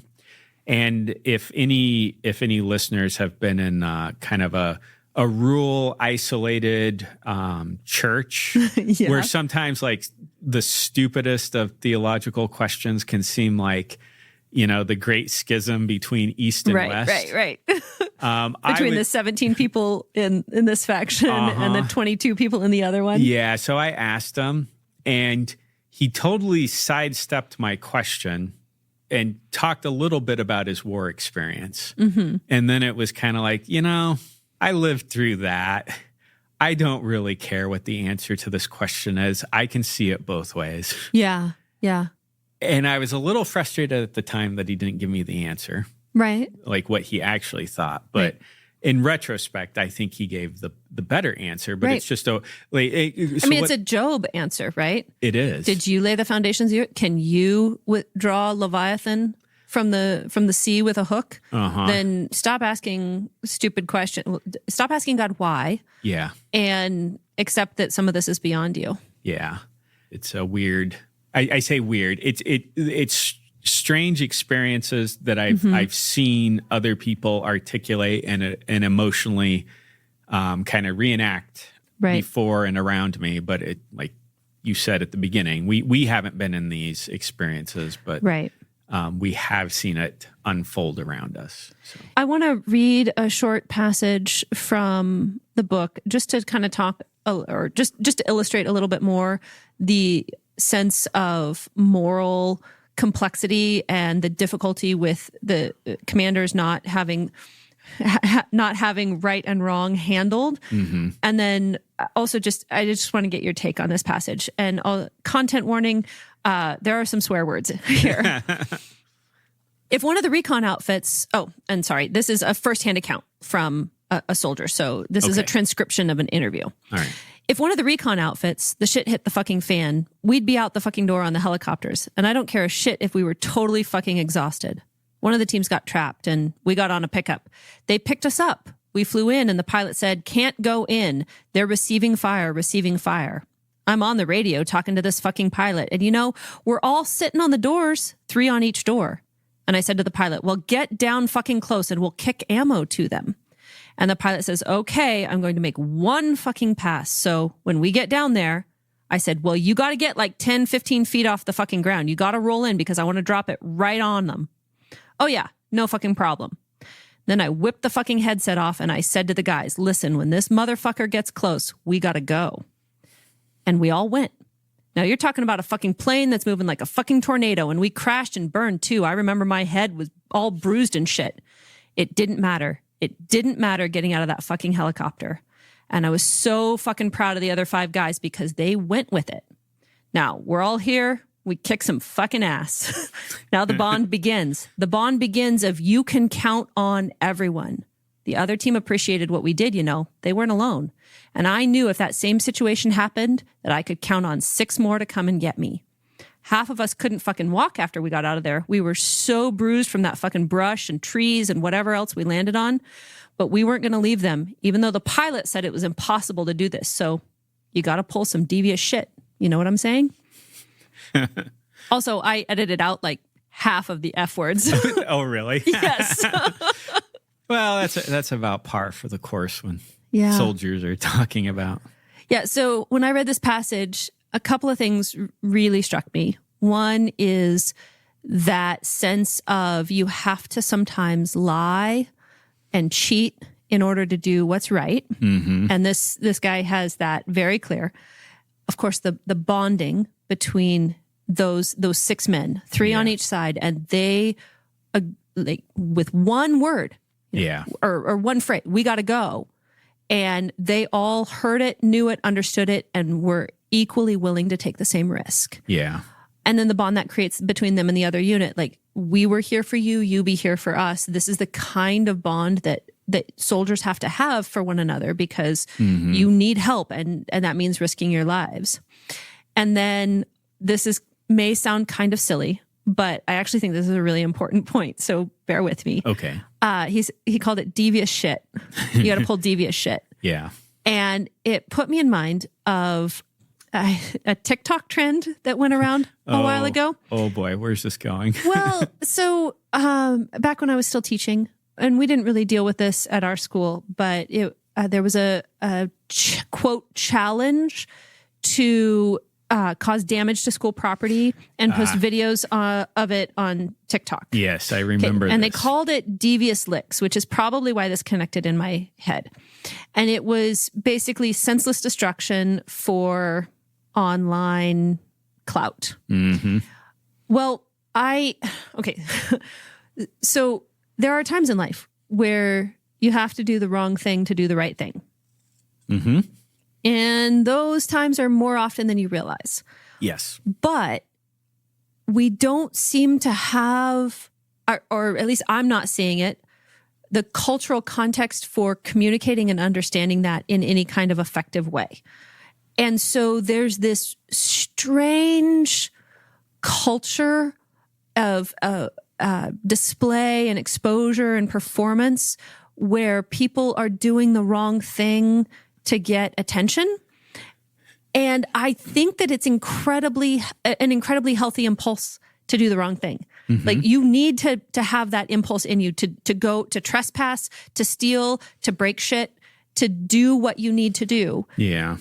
Because you have to be able to do this kind of thing, which is, I'm going to do something that's epically stupid, terribly risky, and involves deception because it's the right thing to do. And that impulse, that desire to, I don't know, kids were like breaking sinks in public school bathrooms. Yeah. That impulse to do that kind of thing is necessary. It's a necessary human impulse. And you have to have a moral framework that, I don't know, makes that possibility where it feels wrong if like we had to do devious shit because that's the only way to do the right thing. Yeah. I remember that devious licks thing. I found it very frustrating. I do, as somebody who has an alignment of chaotic good to the max, I agree with what you're saying.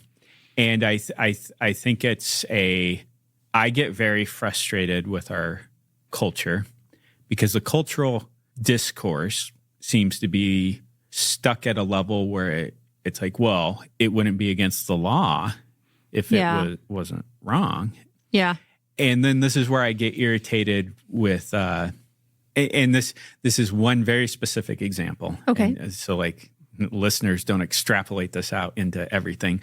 But it's like Huckleberry Finn. A lot of schools don't teach that anymore. Right, because of the extreme use of the N-word. Yeah, but when you go through and read it, Huck, he's like, well, no, I'm gonna go to hell to save Jim. Yeah. And there's like this such a tongue-in-cheek, like you can do what's wrong, so to speak, but actually do the more moral thing. Oh, yeah. And it seems so obvious to me, and yet it also seems so difficult to communicate and so difficult to, there's a world that I grew up in where the moral lines were so sharply drawn that ethical considerations could not come in. And that, doing the wrong thing to do the right thing is just kind of one way of talking about it. But the complexity of the good is so complex that almost anything can become a good thing if it is, properly directed, shaped, and redeemed, frankly. Yeah. Or the thing that was resonating with me is this feeling that we have this sort of black and white moral framework where any use of a particular word or any instance of a particular action they're all morally equivalent to the worst possible thing that you could do. And there's no room for, ethical complexity and growth, right? Like, you could think of I could think of quite a few ways that using the N-word would be the ethically right choice in a particular context, like genuinely ethically a good thing to do. I could imagine some scenario where that would work. Or, the classic example, the school I taught at would teach The Hiding Place by Corrie ten Boom in sixth grade. And they would have serious and intense debates every year, as sixth graders can only do, about whether or not lying could ever be the right thing to do. Because very famously in The Hiding Place, one sister won't lie. Yeah. And one sister will lie. And they're lying to protect hiding Jews. And because all these little sixth graders have been raised in these morally rigid and ethically blind homes, you have, more than half of the class that would argue fiercely, angrily, and whose parents would write the teacher angry emails about how it's wrong to lie, it's always wrong to lie, and not be able to see this situation. And so I don't know, trying to pair those two things, yes, it's often the right thing to do to lie. Like kind of weirdly often the right thing to do to lie.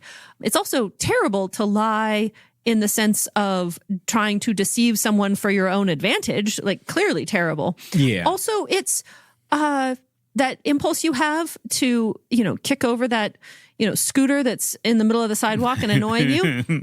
That impulse is a good thing. It doesn't necessarily mean you need to kick over that scooter, but it probably means that you need to do some devious shit because this world is broken and going the crooked way might be the only way to get to the destination.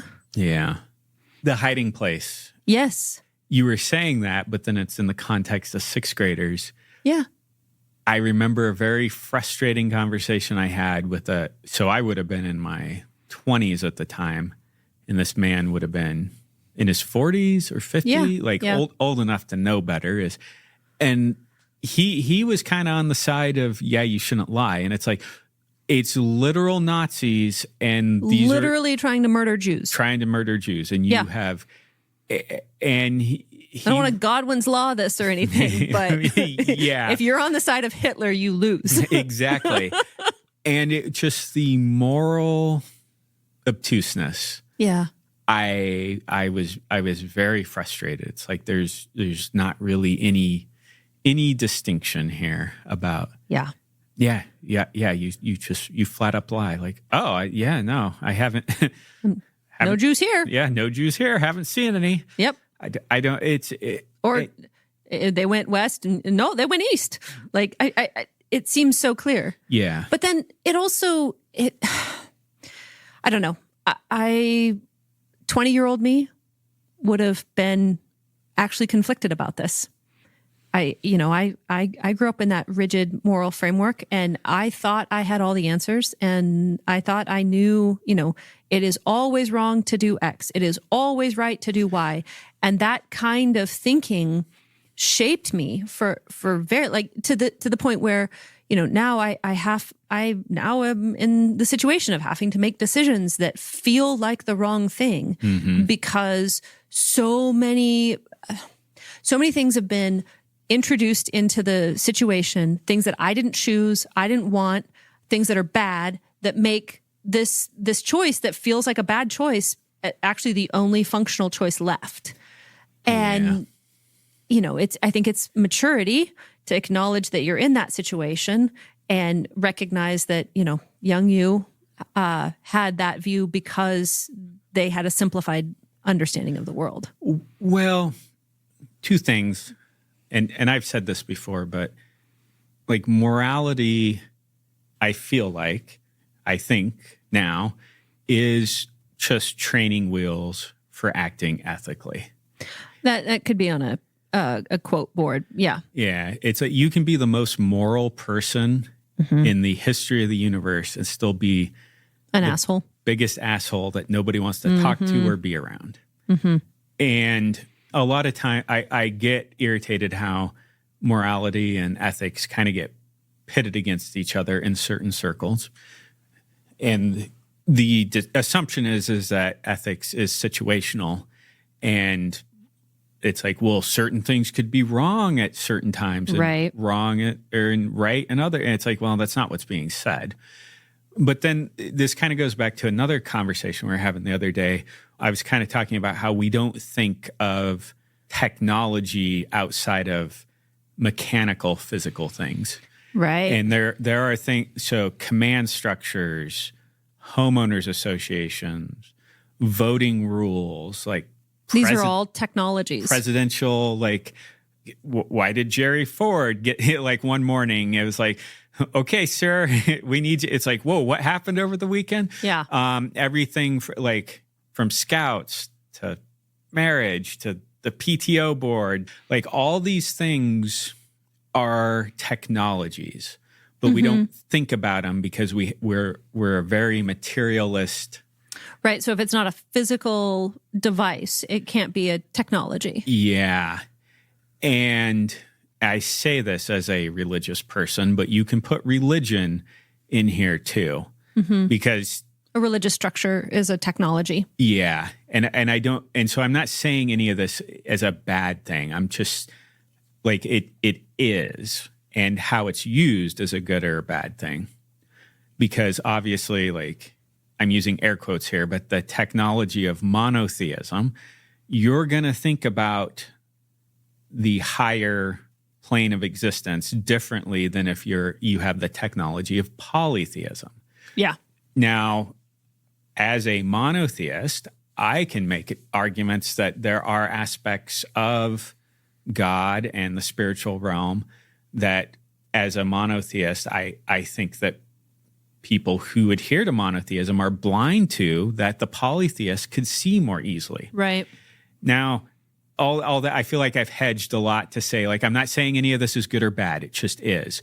But I feel like, and I'm pulling, there's a Heinlein story where with Waldo's, where you right, robot and a robot and a robot. Exactly. And then you like a person in the center can control like larger and larger robots, but still have the ability to control these things. And I feel like what we have gotten very good at in American culture is that we have all these layers of non-material technology. Right. Nesting. Matryoshka dolls. Yes. Yeah. Yes. Thank you. That's a good example there, where we're unaware of how the homeowners association, like, we never even ask. It's just these assumptions that it's like, oh, well, this is the way it is, or right. Or heaven forbid, like, we actually like, well, this is what's right. It's like, why is it right? Well, because the homeowners association said I couldn't do it. Right. It's like, I'm sorry, like, what? Yeah.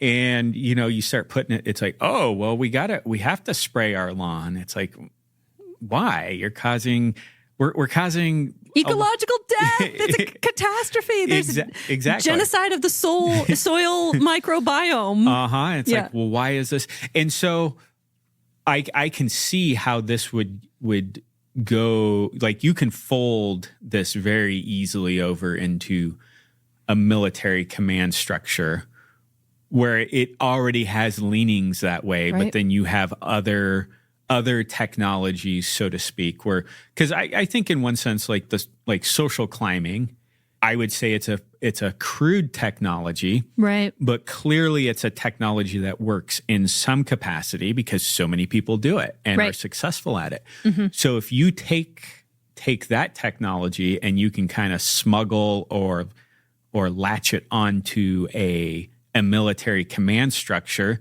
right? Like it has certain things in it where it's like, well, sometimes you have to act because you're only seeing this part of the picture, but somebody has some information, and it's like it may not make sense to why we have to go over here and do this thing, but we could be protecting some other people or mm-hmm. like doing something critical. And we may not have the context, but some other people that are giving us the information mm-hmm. do. It's like, I understand why those things happen, but it also, like, any system is susceptible to malware, so to speak. Yeah, the shrinking of the moral horizon. Right. Well, and so you're talking about technologies, and this connects to another aspect of the creation of PTSD in Vietnam, which almost seems to have been sort of a lab experiment for maximizing trauma. Yeah. But one of the technologies that came out of the Korean War and was magnified in the Vietnam War is the military rotation system. And so in World War II, for the most part, although this is not universal, for the most part, soldiers fought in cohesive units. Mm-hmm. And those units stayed together. And they, of course, casualties were replaced, but the unit functioned as an identifiable whole.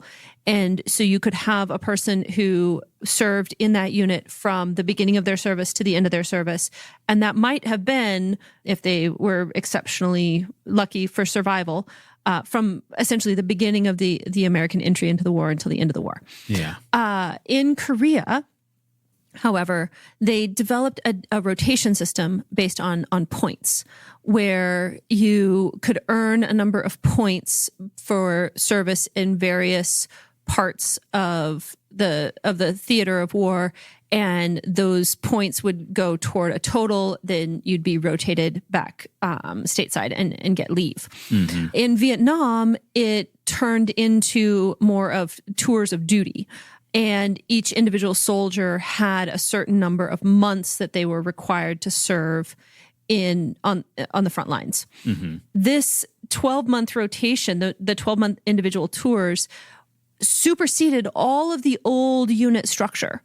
And so you had, there's an introduction of a technology of we're going to go from having soldiers fight the war through to the end to now we're having a much longer term war, and individual soldiers, you can't have individual soldiers serving for, what eventually ends up being like a decade.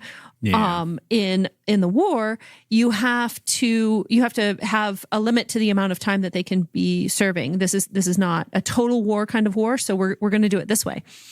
Well, that means that each unit is now a sort of a ship of Theseus situation where every single member of the unit changes, but it's still identified as by its number. Mm-hmm. And then you have no one who's been there forever, no one who will be there forever, and no way of knowing from week to week, month to month, who is going to still be a soldier companion.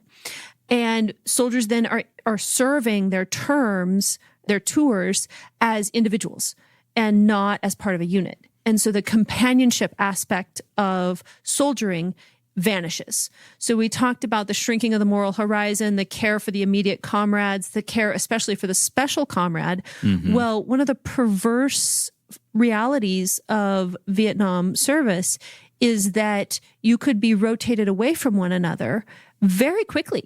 Yeah. You could bond with someone and then, yes, lose them in battle, but also lose them to getting out. And that obviously would be a good thing for them that they're out, but there is no unit cohesion. So there's no community that knows what you know. And so in the course of your service, you're not surrounded by people who have also experienced the same things you've experienced. They don't know about the particular character of the particular soldier who's lost, and you grieve. So there can be no shared communal grieving with one another. You reach the end of your tour of duty. You've experienced 12 months of the most horrific war trauma possible. War is always traumatic. This is a particularly traumatic war, and you have been damaged in these unspeakable ways. But unlike a soldier at the end of World War II who had sort of a multi-month step-down process and probably at least a 1 week, if not longer, trip home with all of the members of his unit so that you have a week of functionally debriefing with your companions and grieving or processing what's happened to you. No, you are an atomized soldier unit in an army of floating motes. And then when you're done, you have no process with your companions to just process what you've been through and to get back out of it. So the Army introduced a technology of rotation based on necessities that they were prioritizing and concerned with that overturned millennia-long practice of warfare. And so the soldiers' experience of companionship and unit cohesion that goes back to prehistory is lost, and part of the unique trauma for Vietnam veterans. And like I said, this did begin in Korea. The sort of the point system for rotating out meant that unit cohesion was much lower than it had been in the previous war, but it is amplified, of course, in the Vietnam War. Yeah. No, you bring that up, and Wolfe discusses that a lot in Letters Home, where he's like, oh, well, I got 2 points for this or 3 points for that. Right. And it comes up quite a bit. Yes. Because I gather his parents weren't fully understanding. Right. And he's kind of like, well, yeah, you don't live this lifestyle. So it makes sense that it wouldn't make sense to you. That's always the case of a subculture that has its own technologies and language, that what seems extremely strange to you as a newcomer or as an outsider is actually like rapidly extremely familiar. If everyone is worried about their points, you have discussed and debated the most efficient accumulation of points and the most likely way to survive, and you are attuned to every nuance of the experience from inside. Yeah, and he in one of the letters, he literally says along the lines like, I haven't said everything where I've all the different plans and machinations I've had for like changing my points or accumulating more, or trying to get shifted around. But because at one point he gets towards the end of the war, he gets moved over to cartography unit where they're drafting maps. Right. So. Which would end up being probably fewer points because you're in a secure zone. So, But also, and soldiers would know the gradations of an assignment that would get you the most points, but be the least risky for that points category, and want to maximize that. Yeah. Yeah. There's, I have a few things that I kind of wanted to end on. Okay. I feel like we talked a lot. Like I started out saying like, well, there's probably going to be a lot of oxbows here. Yeah. And there's a few things I wanted to land on where I was talking about the people online, some of the discourse around this is somewhat dismissive. Okay. There's a section from World War Z. Oh, yes. I wanted to bring up, and this is from World War Z by Max Brooks. The greatest zombie novel of all time. It's really good. Yes. If you haven't read it, you should read it. And here's a quote here where Kondo Tatsumi is the speaker of the chapter. Oh, yes. That is such an interesting character. Yeah, it is. And he says, when the crisis reached Japan, my clique, as all the others, forgot our previous obsessions and devoted our energies entirely to the living dead. We studied their physiology, behavior, weaknesses, and the global response to their attack upon humanity. The last subject was my clique's specialty, the possibility of containment within the Japanese home islands. I collected population statistics, transport networks, police doctrine.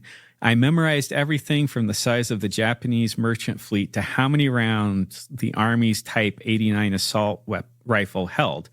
No fact was too small or obscure. We were on a mission we barely slept. Yeah, so this character he's an otaku who is chronically online, lives at home, and basically never leaves his bedroom, and then switches from his previous obsessions to the zombies. Yeah, and part of why I was thinking about this character is because he's memorized all these things. He knows, like, oh, well, this rifle holds this many rounds, and this is the way soldiers would, like, these are their doctrine. And I feel like some of the conversation around this aspect of Wolfe's life is like that. The people aren't approaching it from a position of empathy, where Wolfe literally says, I had PTSD when I got back. My wife literally helped me through that. He says that he would hit the floor with loud noises. Right. He says, this was a traumatic event for me.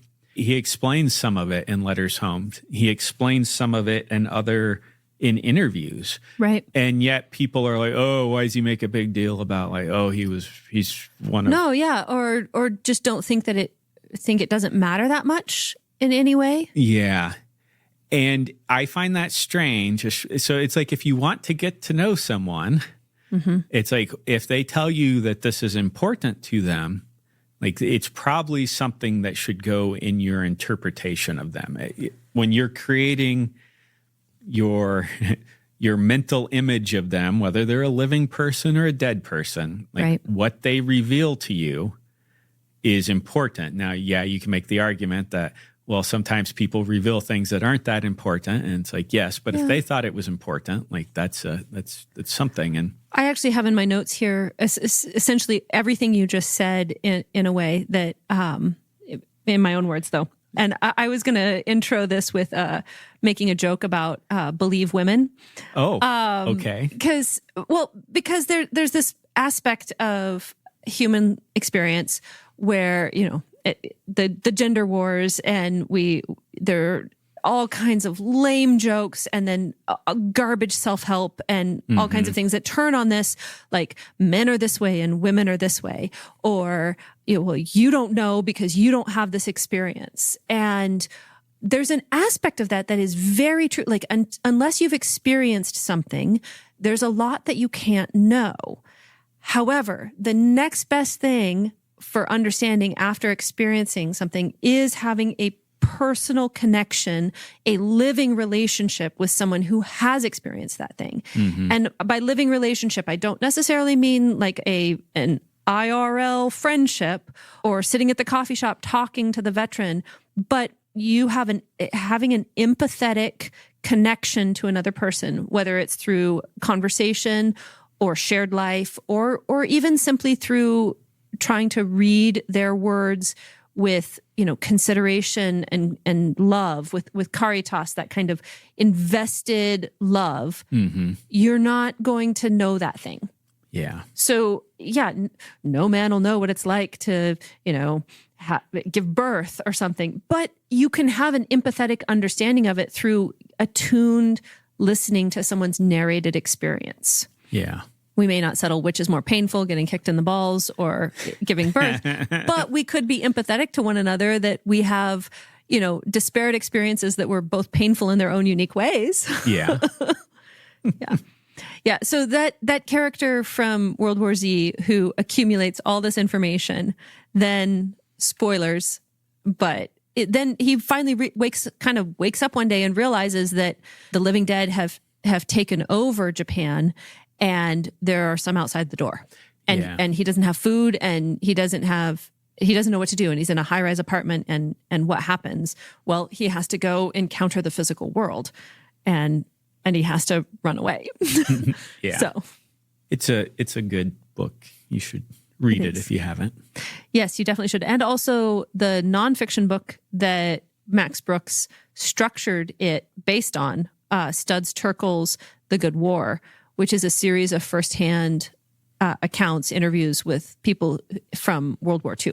So, yeah.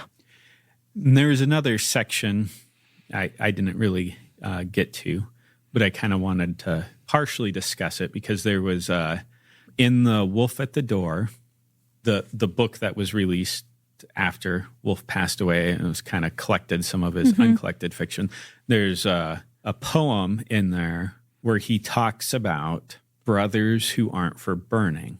And that is referencing, so it's mentioned in Letters Home, where these Chinese observers for the enemy artillery, they were captured behind U.S. lines. So to get these guys, they used flamethrowers, and they ended up burning them alive.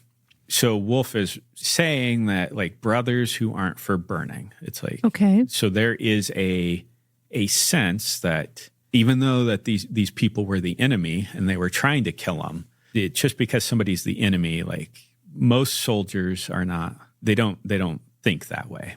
Right. It's not like, oh, the enemy's all bad. It's actually very difficult to train somebody to kill another human being. Yes.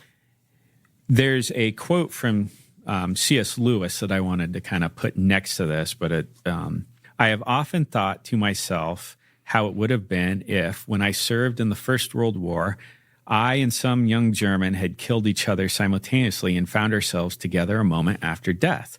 I cannot imagine that either of us would have felt any resentment or even any embarrassment. I think we might have laughed over it. And that's from Mere Christianity. Yeah.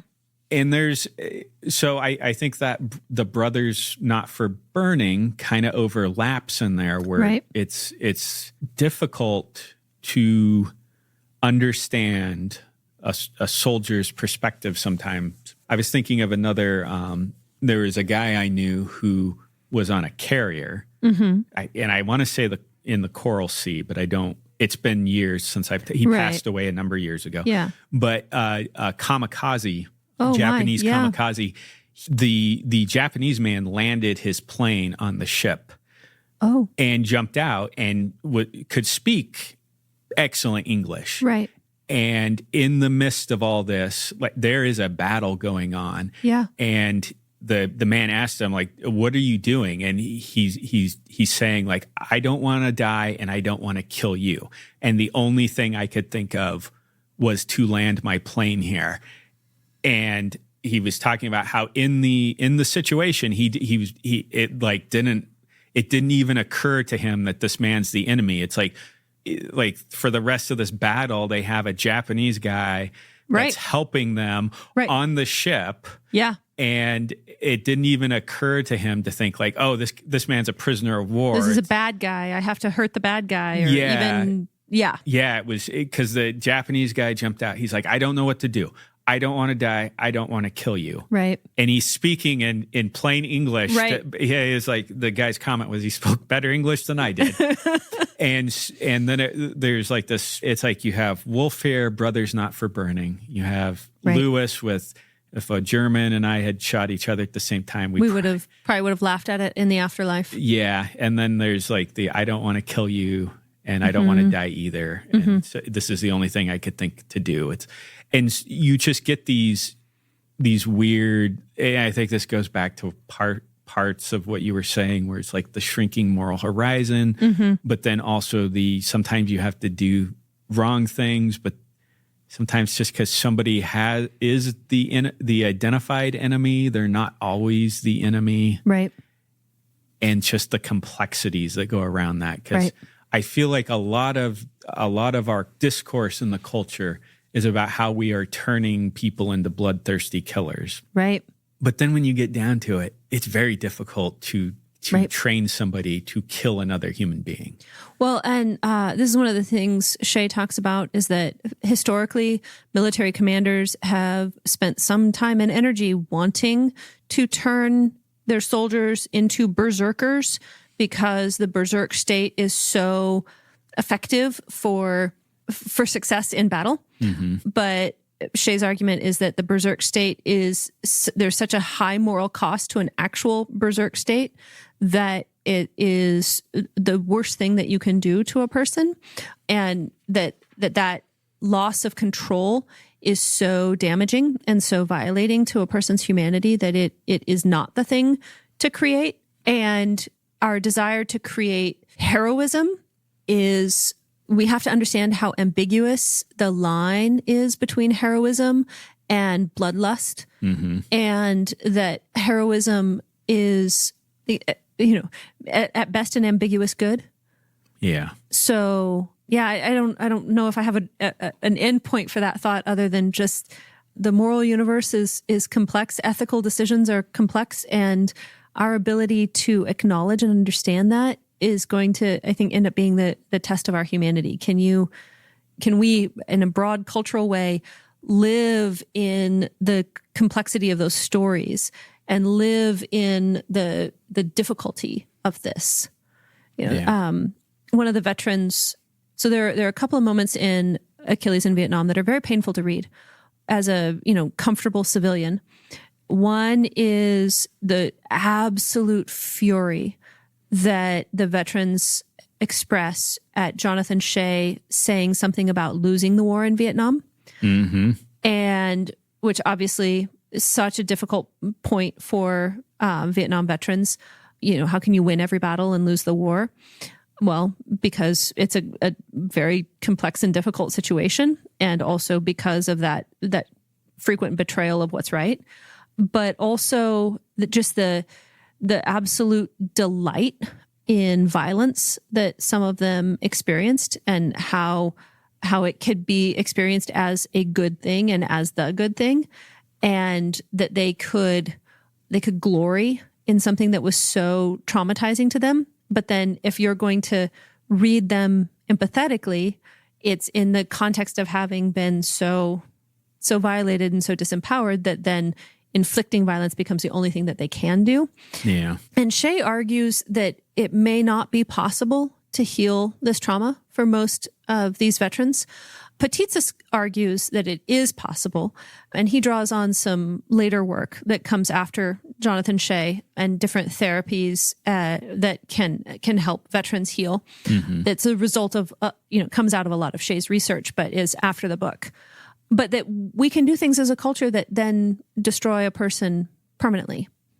And if we don't live with that kind of awareness that these veterans talk about, doing horrible acts of violence, and then because a comrade died in that violent encounter, that story is now to them sort of a sacred thing. And in fact, I think that there is one veteran that uses that exact phrase. These are sacred stories. And you're talking about murdering civilians, mm-hmm. and then talking about it as a sacred story. That's so viscerally uncomfortable. But if we can't have that conversation about, we're just going to dismiss Wolfe talking about how important his war experiences were because we haven't had those experiences, so we don't feel the importance of them. If we dismiss these veteran stories, like you call it a sacred story, you're just glorying in horrible violence. Well, you failed the beginning empathy test. Yeah. Well, I thought that this was going to go quite a bit different than it was. I had this lined up with like letters home, broke into 3 sections, and I had Straw, then Horrors of War, and The Changeling. Attached each one of those, but I think the way the conversation went was much more organic. Well, and I don't want to force a now we have to go talk about these other stories. Yeah. Well, we have talked quite a bit, so we're definitely not short on material here. Certainly, we can talk about those stories in later episodes. And listeners now knowing something about Achilles in Vietnam, combat trauma and the undoing of character. Perhaps then we can bring that context more. Oh, yeah. And that was more just because I think I said in the last episode, that's what I was going to be doing. Yeah. And more just like an acknowledgement at the end here. Like, yeah, I didn't really do that. That's not how that came about. So. I do appreciate the chance to talk a little bit about Letters Home. I think I'd like us to address it at greater length at some point. Oh, yeah. It's such an interesting collection. I really appreciate that Dan Knight worked with Wolfe on putting that together. Yeah. So no, it is. I think you can begin to understand why Wolfe had such a fascination with the unreliable narrator. Yes. Because you have Wolfe looking back on himself. Oh, yes. In the collection, you're getting the letters where he's providing a version of his lived experience via the letters. And then you have the more mature Wolfe commenting on it later. Yeah. And I think that's one aspect that unless you happen to run across an old Twitter post that you did, or heaven forbid, an old TikTok post or something, I don't think as a culture we have that habit of letter writing and keeping of journals and like notes and essays to yourself that you could go back and like, oh, well, I thought that this was a big deal, but actually this was the bigger deal. And now this thing that I thought the big deal wasn't as formative, but this other experience turned out to be, or my opinions changed on this. Right. I don't think that we have a cultural habit that allows us easy access to go back and evaluate and incorporate the old aspect of ourselves. Right, because we don't. So I'm pretty resistant to journaling just because it just doesn't work for me. Yeah. And then C.S. Lewis made a disparaging comment about it one time because he kept a journal in his early adulthood and then says something later about being freed from that pernicious habit. So that was affirmation to me that my failure to journal was maybe secretly a good thing. But yeah, that sort of process of reflecting on our previous writing and not having access to that because everything's fired off in emails, text messages, or just phone conversations. And when I was a young girl, my sisters and I would write letters to our great grandmother. Yeah. And so we had a correspondence with her, but I think she saved those letters, but I don't know what happened to them after she passed away. Yeah. And yeah, like regular letter writing would provide you with that glimpse where you actually have a purpose for it. So you're sending it to someone. It's not just navel gazing, which I tend to think of journaling that way. If you journal, it's fine. You probably have a healthier habit than I did. But yeah, that ability to reflect on it. Well, I think I have said everything that I want to that's coherent around this section of the conversation. Is there anything you wanted to? Well, I think that before we go, I would like us to just acknowledge we had a giveaway some episodes ago. And no, we probably should put this at the front. Oh, well, you know what? You guys have a reward for those of you who listened all the way to the end. So we ended up with an extra copy of Harlan Ellison's Last Dangerous Visions. And so we offered it for giveaway. And Anthony was our winner. And Congratulations, Anthony. Yes, he's long ago received it because the way that time works in podcast land. So what we had asked for is that they share favorite authors. And one of the ones that Anthony mentioned was Le Guin, who is also a favorite author for both Brent and I. Yeah. So also, incidentally, is blurbed on every Wolfe book that Wolfe is our Melville. Yeah, highly recommend if you haven't been reading Le Guin, you definitely should. Yeah. More Le Guin is a good thing. Yeah. And if you've bounced off her before or off certain works, she wrote a lot of different material. So yeah, do you have a favorite Le Guin work?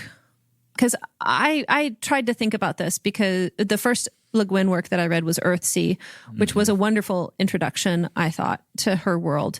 But then I had the opportunity to teach an intro to literature course at a university many years ago, and I taught The Left Hand of Darkness and very much enjoyed reading it with students.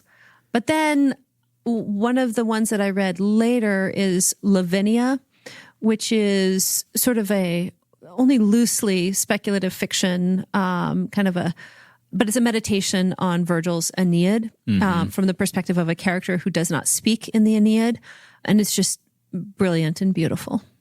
I am not sure if I have a favorite Le Guin, and I don't mean that in a bad way, because what I go to Le Guin for is she is very empathetic and understanding of her characters, even though they're the bad ones.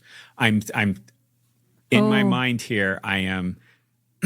So when V.E. Schwab came to Boise. Oh, yes.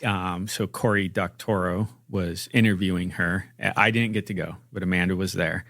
Amanda told me something about V. Schwab, and I realized why I didn't like any of her books that I've tried to read, but it's that she interacts with her characters as though she were their god. Yeah, she literally says, I am their god. Yeah. And I'm like, and mwahaha, and I direct them. Yeah, which is, you may be like, but you guys have talked about subcreation and Tolkien before, but it's like, it's a very different type of, yes, like, that is not the Christian God, the way that she was talking about it. Yes. That was more like the old Greek, probably more movies where it's like the people are play pieces out on the, yes, where they're moving.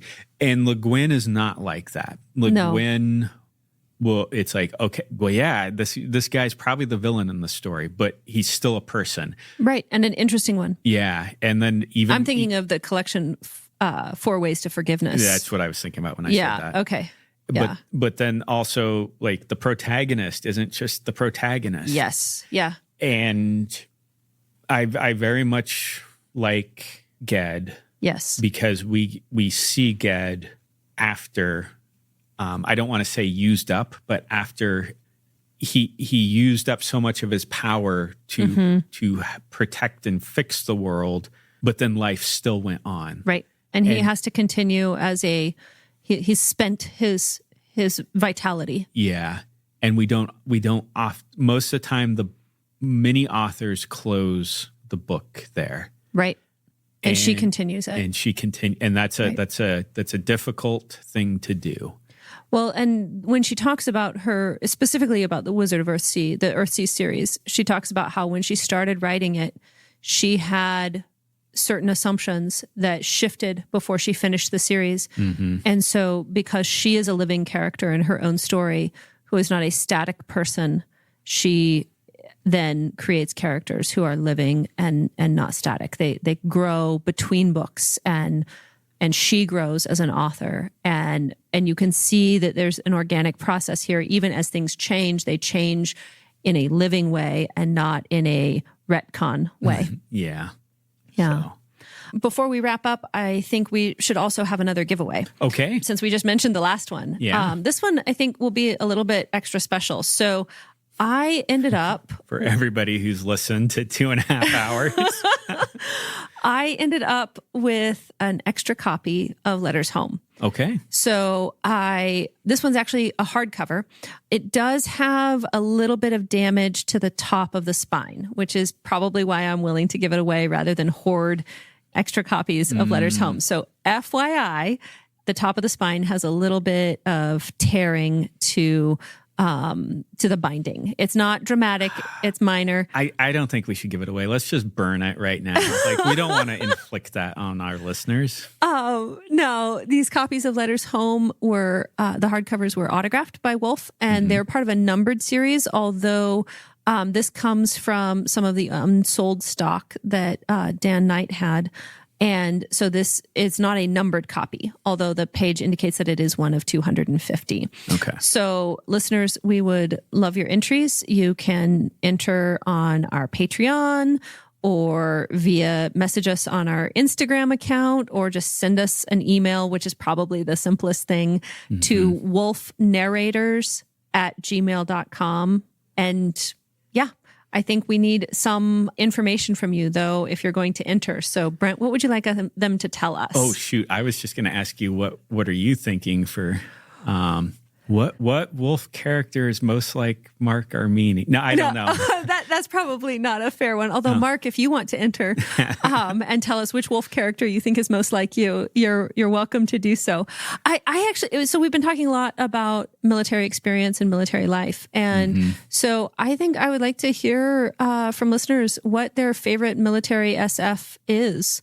There are the big ones, the big obvious ones, the Ender's Game or Starship Heinlein. Troopers. Yep. Lots of options that way.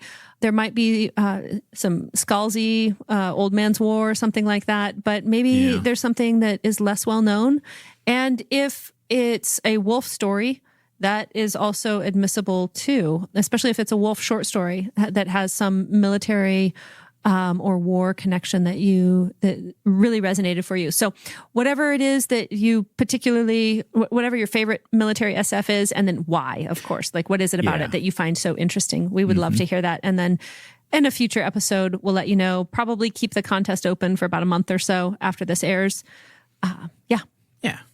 And then I'll send you a slightly damaged, but very nice copy of Letters Home. Yeah, that's one thing that people on the online discourse, like, oh, I couldn't find a copy of this. So here's your chance for a free, if slightly less than pristine copy. I mean, other than that little tear, it's in fine condition, but that little tear matters. Let's be honest. The average age of people that we are interacting with, like in this wolf discourse, they probably have more damage to themselves than this book will. I have more damage on my hands at this moment, cut on my thumb that's more dramatic than the tear. See, the book will be loved, is what I'm saying. So. Excellent. The Unreliable Narrators are Amanda Patchen and Brent Towle. And as Gene Wolfe said, there is no category of human activity in which the dead do not outnumber the living many times over. Most beautiful children are dead, most soldiers, most cowards, the fairest women, and the most learned men, all are dead.